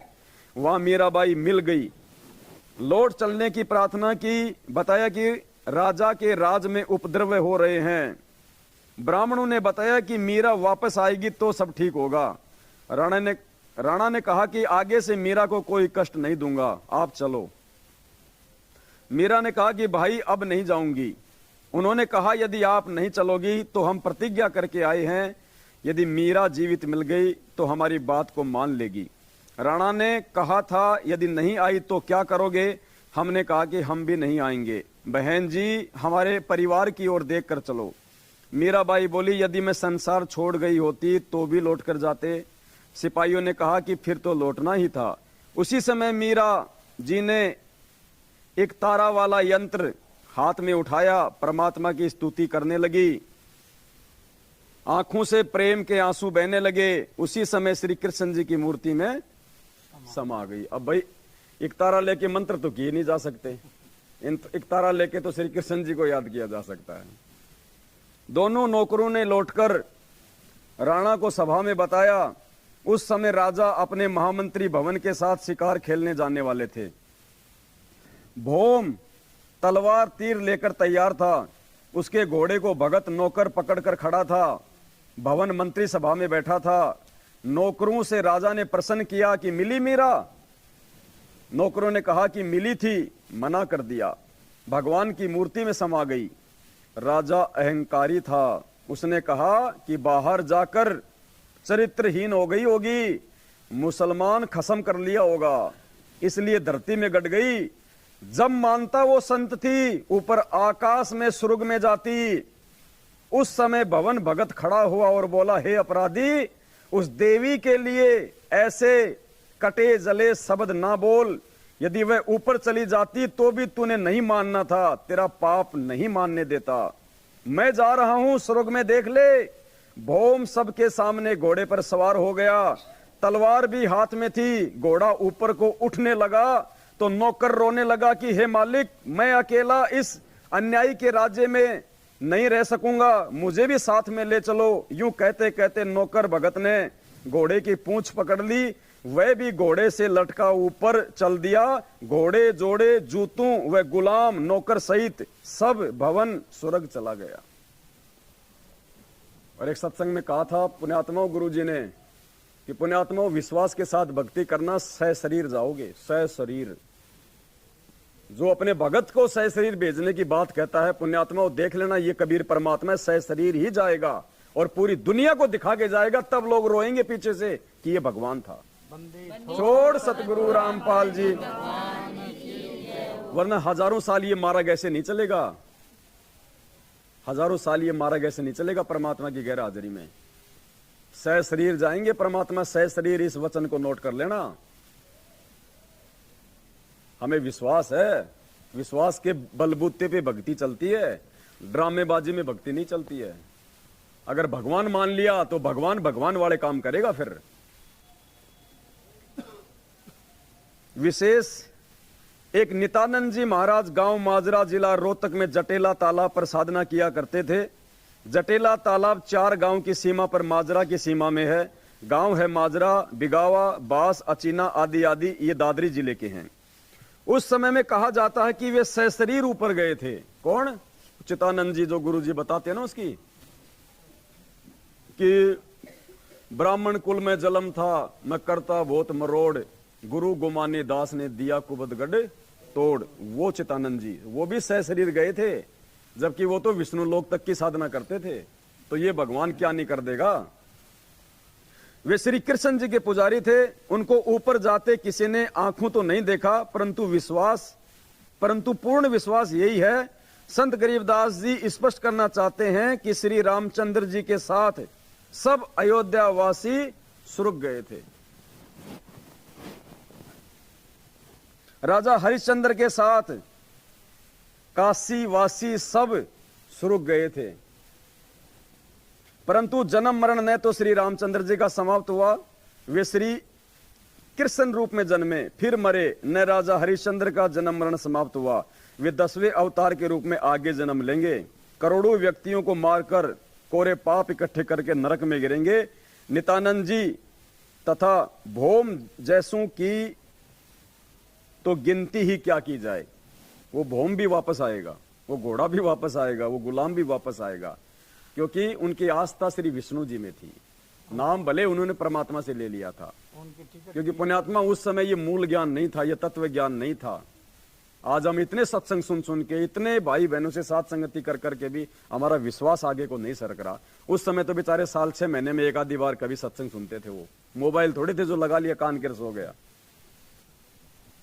केवल कबीर परमात्मा की सत्य साधना 3 बार की दीक्षा वाली अधिकारी से लेकर करने से जन्म मरण सदा के लिए समाप्त हो जाता है। वर्तमान में मेरे यानी संत रामपाल के अतिरिक्त विश्व में किसी को 3 बार की दीक्षा देने का अधिकार नहीं है। ये वीडियो के माध्यम से मेरा इलेक्ट्रॉनिक शरीर हजारों वर्ष कलयुग में दीक्षा देगा।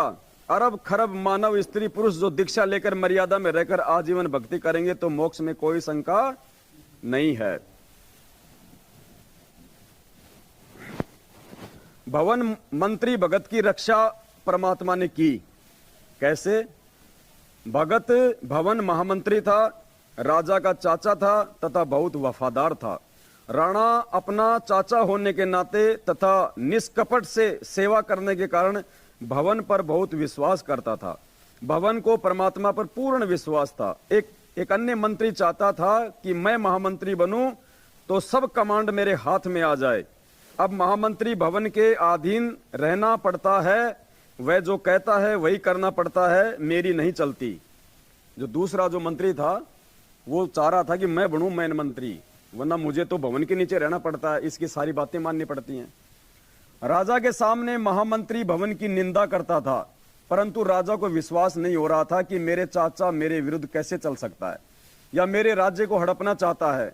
परंतु दुष्ट मंत्री को चैन नहीं था। राजा महामंत्री भवन को शिकार करने के समय या किसी अन्य शहर में जाना होता था तो सदा साथ रखता था। शिकार करने जाते थे, भवन जीव नहीं मारना चाहता था, क्योंकि उसको ज्ञान हो गया था, गुरुजी से नाम ले लिया था, तो जो भवन था उसके साथ उस शिकार पे तो जाता था, लेकिन वो जीव नहीं मारना जो है वो चाहता था। परंतु राजा को नाराज भी नहीं करना चाहता था, इसलिए काठ यानी लकड़ी की तलवार बनाकर लोहे की म्यान में डाल रखी थी। म्यान में लकड़ी की तलवार कि भाई इसको लगेगा कि हाँ तलवार है इसके पास में। बाहर से तो तलवार तेज धार वाली लगती थी, अंदर लकड़ी का टुकड़ा था। भवन शिकार के समय राजा से दूसरी ओर घोड़ा दौड़ा ले जाते थे, कोई जीव हिंसा नहीं करते थे। भवन का परमात्मा पर अटूट विश्वास था। जो भी कार्य गलत होता तभी कहते थे कि परमात्मा जो करता है अच्छा करता है, अच्छा हुआ, अच्छा हुआ। किसी ने मंत्री को बताया कि भवन महामंत्री ने काठ की तलवार ले रखी है, कहता है कि जीव हिंसा नहीं करनी चाहिए। चापलूस मंत्री ने भवन के पीछे से उसकी तलवार देखी, वास्तव में लकड़ी की थी। 1-2 को और दिखाई, 3-4 ने आंखों से देखी। चापलूस मंत्री ने सबसे कहा कि भवन अपने भतीजे को मरवाना चाहता है, स्वयं राज्य चाहता है, भाइयों मेरे साथ राजा के पास चलो। मंत्री अपनी मंडली को लेकर राजा के पेश हुआ। सबने एक सुर में कहा कि राजन, हम आंखों देख कर आए हैं, भवन आपका रक्षक नहीं आपको धोखा दे रहा है, लकड़ी की तलवार ले रखी है, आप स्वयं मंगा कर देखें, हम पर विश्वास ना करें। राजा ने कहा कि यदि भवन की तलवार काठ की मिली तो सबके सामने उसकी गर्दन काट दूंगा। राजा ने सब मंत्री तथा महामंत्रियों को आदेश दिया कि दूसरे शहर में जाना है, सब अपने अपने अस्त्र शस्त्र लगाकर आधे घंटे में तैयार होकर ड्योढ़ी द्वार पर हाजिर हो। सब अपनी अपनी तलवार व अन्य शस्त्र लेकर ड्योढ़ी द्वार पर खड़े हो गए। राजा आए और बोले, सब मंत्री महामंत्री तथा अन्य अंगरक्षक अपनी अपनी तलवार लेकर एक पंक्ति में खड़े हो जाएं। ऐसा ही किया गया। राजा प्रत्येक के पास जाकर कहे कि अपनी तलवार की धार चेक कराओ, तुमने धार ठीक से बनवा रखी है या नहीं रखी है। सबकी तलवारें लोहे की थी। जब भवन का नंबर आया, देखना पुण्यात्मा सच्चे भगत की परमात्मा फिर कैसे रक्षा करता है। ये हमें विश्वास दिलाने के लिए लिख रहे परमात्मा, हमारे मनोरंजन के लिए नहीं लिख रहे गुरुजी, टाइम पास के लिए नहीं लिख रहे। गुरुजी कह रहे हैं अगर तुम सच्चा विश्वास मेरे पे करोगी और ऐसा ही यदि तुम्हारे सामने भी कोई आपत्ति, कोई समस्या, कोई दुख आया, तो पुण्यात्मा जैसे परमात्मा ने इस भगत की रक्षा करी वैसे हमारी भी करेगा। ये हमारे को विश्वास दिलाने के लिए परमात्मा इतना सब कुछ ये समय अपना लगा रहे हैं इनमें। तुमने धार ठीक से बनवा रखी है कि नहीं। सबकी तलवार लोहे की थी। जब भवन का नंबर आया तो भवन को लगा था कि चंद मिनटों का जीवन शेष है, परमात्मा को याद कर लूं। भवन परमात्मा का नाम जो गुरुजी से ले रखा था जाप करने लगा। आपत्ति के समय बताया परमात्मा ने, लेकिन जो मर्यादा तोड़ के आपत्ति के समय चाहे कितना जाप करे उसकी कोई रक्षा नहीं होगी। राजा ने कहा कि महामंत्री तलवार म्यान से निकाल। भवन को नहीं पता लगा कि कब तलवार म्यान से बाहर निकली। भवन तो बिल्कुल परमात्मा के उस मंत्र के ध्यान में लग गया, उसको पता ही नहीं राजा क्या बोल रहा है। परमात्मा ने खुद तलवार निकाली। उस समय परमात्मा ने भवन को तो गायब कर दिया, जैसे राम रावण के युद्ध के समय राम को गायब कर दिया और खुद राम रूप बना के वहां उसके तीर मारा। जाप करने लगा। राजा ने कहा कि महामंत्री म्यान से तलवार निकाल। भवन को नहीं पता लगा कि कब तलवार म्यान से बाहर निकली। वह तो अंतिम श्वास ले रहा था। जो ही भवन ने पूरे वेग के साथ तलवार म्यान से बाहर निकाली तो तलवार लोहे की थी। बंदी छोड़ सतगुरु रामपाल जी। उसकी चमक आंखों को ऐसे लग रही थी जैसे आकाशीय बिजली का चमका लगा हो। देखने वाले जो आंखों देख चुके थे कि भवन की तलवार लकड़ी की थी, उनको अपनी आंखों पर भरोसा नहीं हो रहा था। इस घटना के पश्चात भवन की आस्था परमात्मा में पूर्ण रूप से दृढ़ हो गई, परंतु दुष्ट मंत्री बाज नहीं आया। परमात्मा जो करता है अच्छा करता है। अब ये देखो, आज हमें परमात्मा विश्वास दिला रहे हैं कि बच्चों कोई बात नहीं, आज अगर अखबार में इन दुष्टों ने तुम्हारी ऐड नहीं आने दी तो कोई बात नहीं, परमात्मा जो करता है अच्छा करता है। एक दिन राजा व महामंत्री कहीं जाने की तैयारी में खड़े थे। राजा मंत्रियों से बातें भी कर रहा था तथा तलवार को निकालकर उसकी धार देखने लगा। बातों में व्यस्त होने के कारण राजा को ध्यान नहीं रहा, उसके दाएं हाथ की उंगली कटकर दूर गिर गई, उसकी राणा की। राजा को जोर की पीड़ा हुई। महामंत्री बोला कि अच्छा हुआ, जो होता है अच्छा ही होता है, परमात्मा जो करता है अच्छा ही करता है। उस दिन राजा को लगा कि वास्तव में महामंत्री के मन में दोष है, ये मेरा अहित चाहता है। चापलूस मंत्री को मौका मिल गया। राजा के लिए वैद्य बुलाकर लाया। कहने लगा, हे राजन, देख लिया आपने, सुन लिया अपने कानों से। राजा ने आदेश दिया कि महामंत्री को जेल में डाल दो। चापलूस मंत्री को महामंत्री बना दिया। 6 महीने में राजा की उंगली का जख्म भर गया। राजा के दाएं हाथ में केवल 3 उंगलियां थी। नए महामंत्री को साथ लेकर राजा शिकार करने गया। जंगल में शिकार के पीछे घोड़े दौड़ा रखे थे। राजा तथा महामंत्री दोनों सेना से दूर गहरे जंगल में चले गए। आगे कुछ जंगली व्यक्ति मिले, उन्होंने दोनों को घेर लिया तथा पकड़कर रस्सों से बांधकर घर ले गए। जंगली व्यक्तियों ने देवी को नर बलि चढ़ाने का संकल्प कर रखा था। पुरोहित को बताया कि 2 व्यक्ति पकड़कर लाए हैं। पुरोहित ने कहा कि बहुत अच्छी बात है, दोनों की बलि चढ़ा देंगे, देवी अति प्रसन्न होगी, परंतु जांच करो कि इनका कोई अंग भंग तो नहीं है। जांच करने पर पाया कि एक व्यक्ति की 1 अंगुली नहीं है, कटी हुई है। पुरोहित बोला कि जिसकी उंगली कटी हुई है उसे जाने दो, वह बलि के योग्य नहीं है, दूसरे को तैयार करो। देखते देखते चापलूस मंत्री का सिर काटकर पत्थर की मूर्ति पर चढ़ाकर फिर पकाकर खाने के लिए जाने लगे। राजा तेजी से भागा, सीधा जेल में गया जहां महामंत्री बंद था। उसे कैद मुक्त किया तथा आप बीती बताई और कहा कि आप ठीक कह रहे थे कि जो होता है अच्छा होता है। यदि उस दिन मेरी उंगली नहीं कटी होती तो आज मेरी मौत होती। राजा ने महामंत्री से प्रश्न किया कि मेरी उंगली कटी तो मेरी जान बची, मेरे लिए तो अच्छा हुआ, परंतु आपको 6 महीने की कैद का कष्ट भोगना पड़ा, आपके लिए क्या अच्छा हुआ? महामंत्री ने कहा कि 6 महीने की कैद से मेरी भी जान बच गई। यदि मैं कैद में ना होता तो आपके साथ जंगल में जाता, उस मंत्री की जगह मेरी बलि चढ़ती। और सतगुरु रामपाल जी भगवान। तो पुण्यात्माओं, परमात्मा जो करता है वास्तव में अच्छा ही करता है। अब हम तो जीव हैं, 5 विकार हैं हमारे अंदर, मन में थोड़ा बहुत ऊंच नीच उतार चढ़ाव आ ही जाता है। राजा ने अपनी गलती की क्षमा याचना की, उसे पुनः महामंत्री बनाया। आत्मज्ञान बिना नर भटके। जब बहन मीरा जी, चलो ये प्रकरण आगे का है, बहुत लंबा है, फिर सारा आज ही पूरा नहीं हो पाएगा। तो कहने का मतलब है भाई और बहनों, आज वो सारी आत्माएं इस धरती पे हैं। परमात्मा ने किसी न किसी स्त्री या पुरुष के रूप में उनको अपने से जोड़ रखा है। अब यहां विशेष आत्माएं सारी, कोई छोटी मोटी आत्मा साथ संगति में नहीं आ सकती भगवान की चर्चा में। सब खर्राटे पाड़ रहे हैं और वो लग रहे होंगे नालायक, भाग रहे होंगे कि कहीं सुबह आई ना जाए अखबार में, आई ना जाए अखबार में। अरे कुछ देना पड़े तो दे दो अखबार वालों को। रातों गाड़ियां दौड़ रही हैं उनकी, भक्तों का दान बर्बाद हो रहा है रातों। पता नहीं उन्होंने अब तक तो कितने पुलिस वालों को लाखों रुपए दे दिए होंगे, कितने बड़े बड़े अधिकारियों को लाखों रुपए दे दिए होंगे कि साहब कुछ भी हो जाए सुबह अखबार में न्यूज नहीं आनी चाहिए। अब वो चक्री बांध रहे, हम यहाँ भगवान की कथा सुन रहे हैं।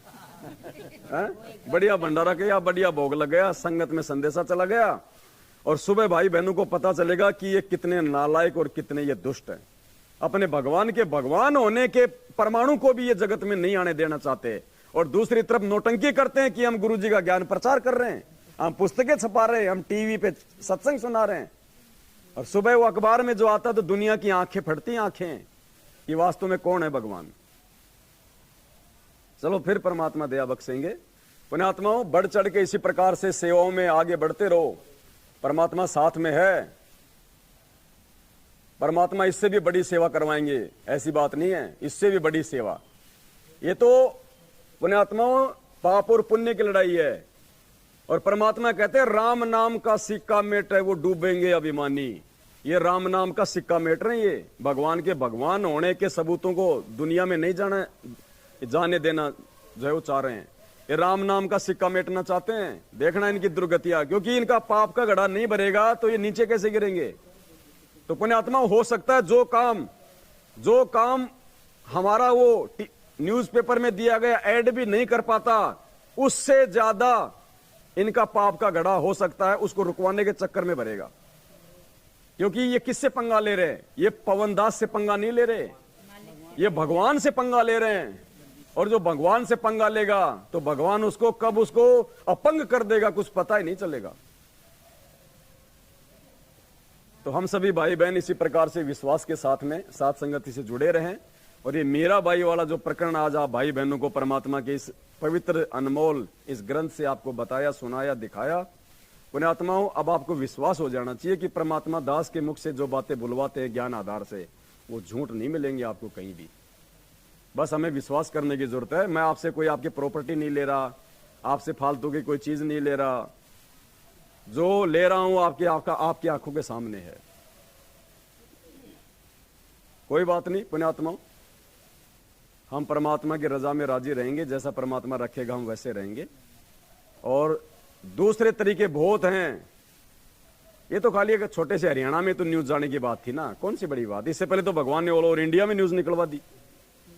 ये कहां रोकेंगे। अब हम दूसरे सिस्टम से काम करेंगे। ठीक है, आज हमारी ये इस दास की ये मूर्खता समझ लो आप। आज इस दास की ये मूर्खता है कि दास ने लाइव आके पहले जिक्र कर दिया, अब आगे जिक्र नहीं करेंगे। हर स्टेट में देंगे, हर स्टेट के मुख्य अखबारों में देंगे। अब जाना, अब लगाओ ड्यूटी अपने उन नौकरों की, उनको अखबारों के ऑफिस के आगे चौकीदार बना दो।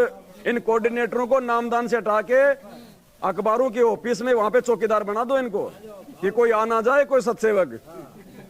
अब ये 5-10 दिन नहीं सोएंगे भगत जी। जा के थक गए, अभी वहाँ लगाएंगे। नहीं, अभी पूरा इंडिया में जोड़ा हुआ इनको। ये तो जीते जी कुत्ते बन जाएंगे फिर। कोई नहीं पुण्यात्मा, भगवान अपने साथ में है। हाँ, हम तो खाली यंत्र हैं, परमात्मा हमारे को कैसे यूज करेगा, कैसे चलाएगा, ये मालिक की मर्जी है। ये छोटी सी आज दास से ये गलती हुई है, दास अपनी गलती के लिए परमात्मा से बारंबार क्षमा प्रार्थी है। आगे से हम ध्यान रखेंगे, जब तक हमारा काम कंप्लीट नहीं हो जाएगा उससे पहले हम कोई खुसर फुसर नहीं करेंगे। तो आज की साथ संगति में केवल इतना ही।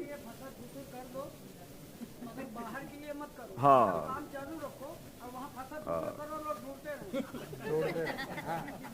कोई बात नहीं पुण्यात्मा, वो एड तो खाली हरियाणा में जाना था 20 लाख रुपए का।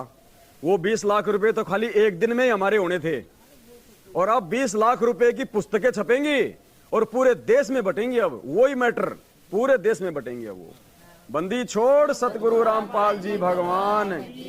हो सकता है परमात्मा ने यही सोचा हो कि ये 20 लाख रुपए तो लोग एक दिन में पढ़ कर उसको रद्दी में डाल देंगे, लेकिन वो पुस्तक कोई रद्दी में नहीं डालेगा। वो 50 लोगों के हाथों में निकलेंगी, सैकड़ों लोगों के हाथों में निकलेंगी, और सभी भक्तों की सेवा लगेगी जो उनको जा जाके उनको बांटेंगे।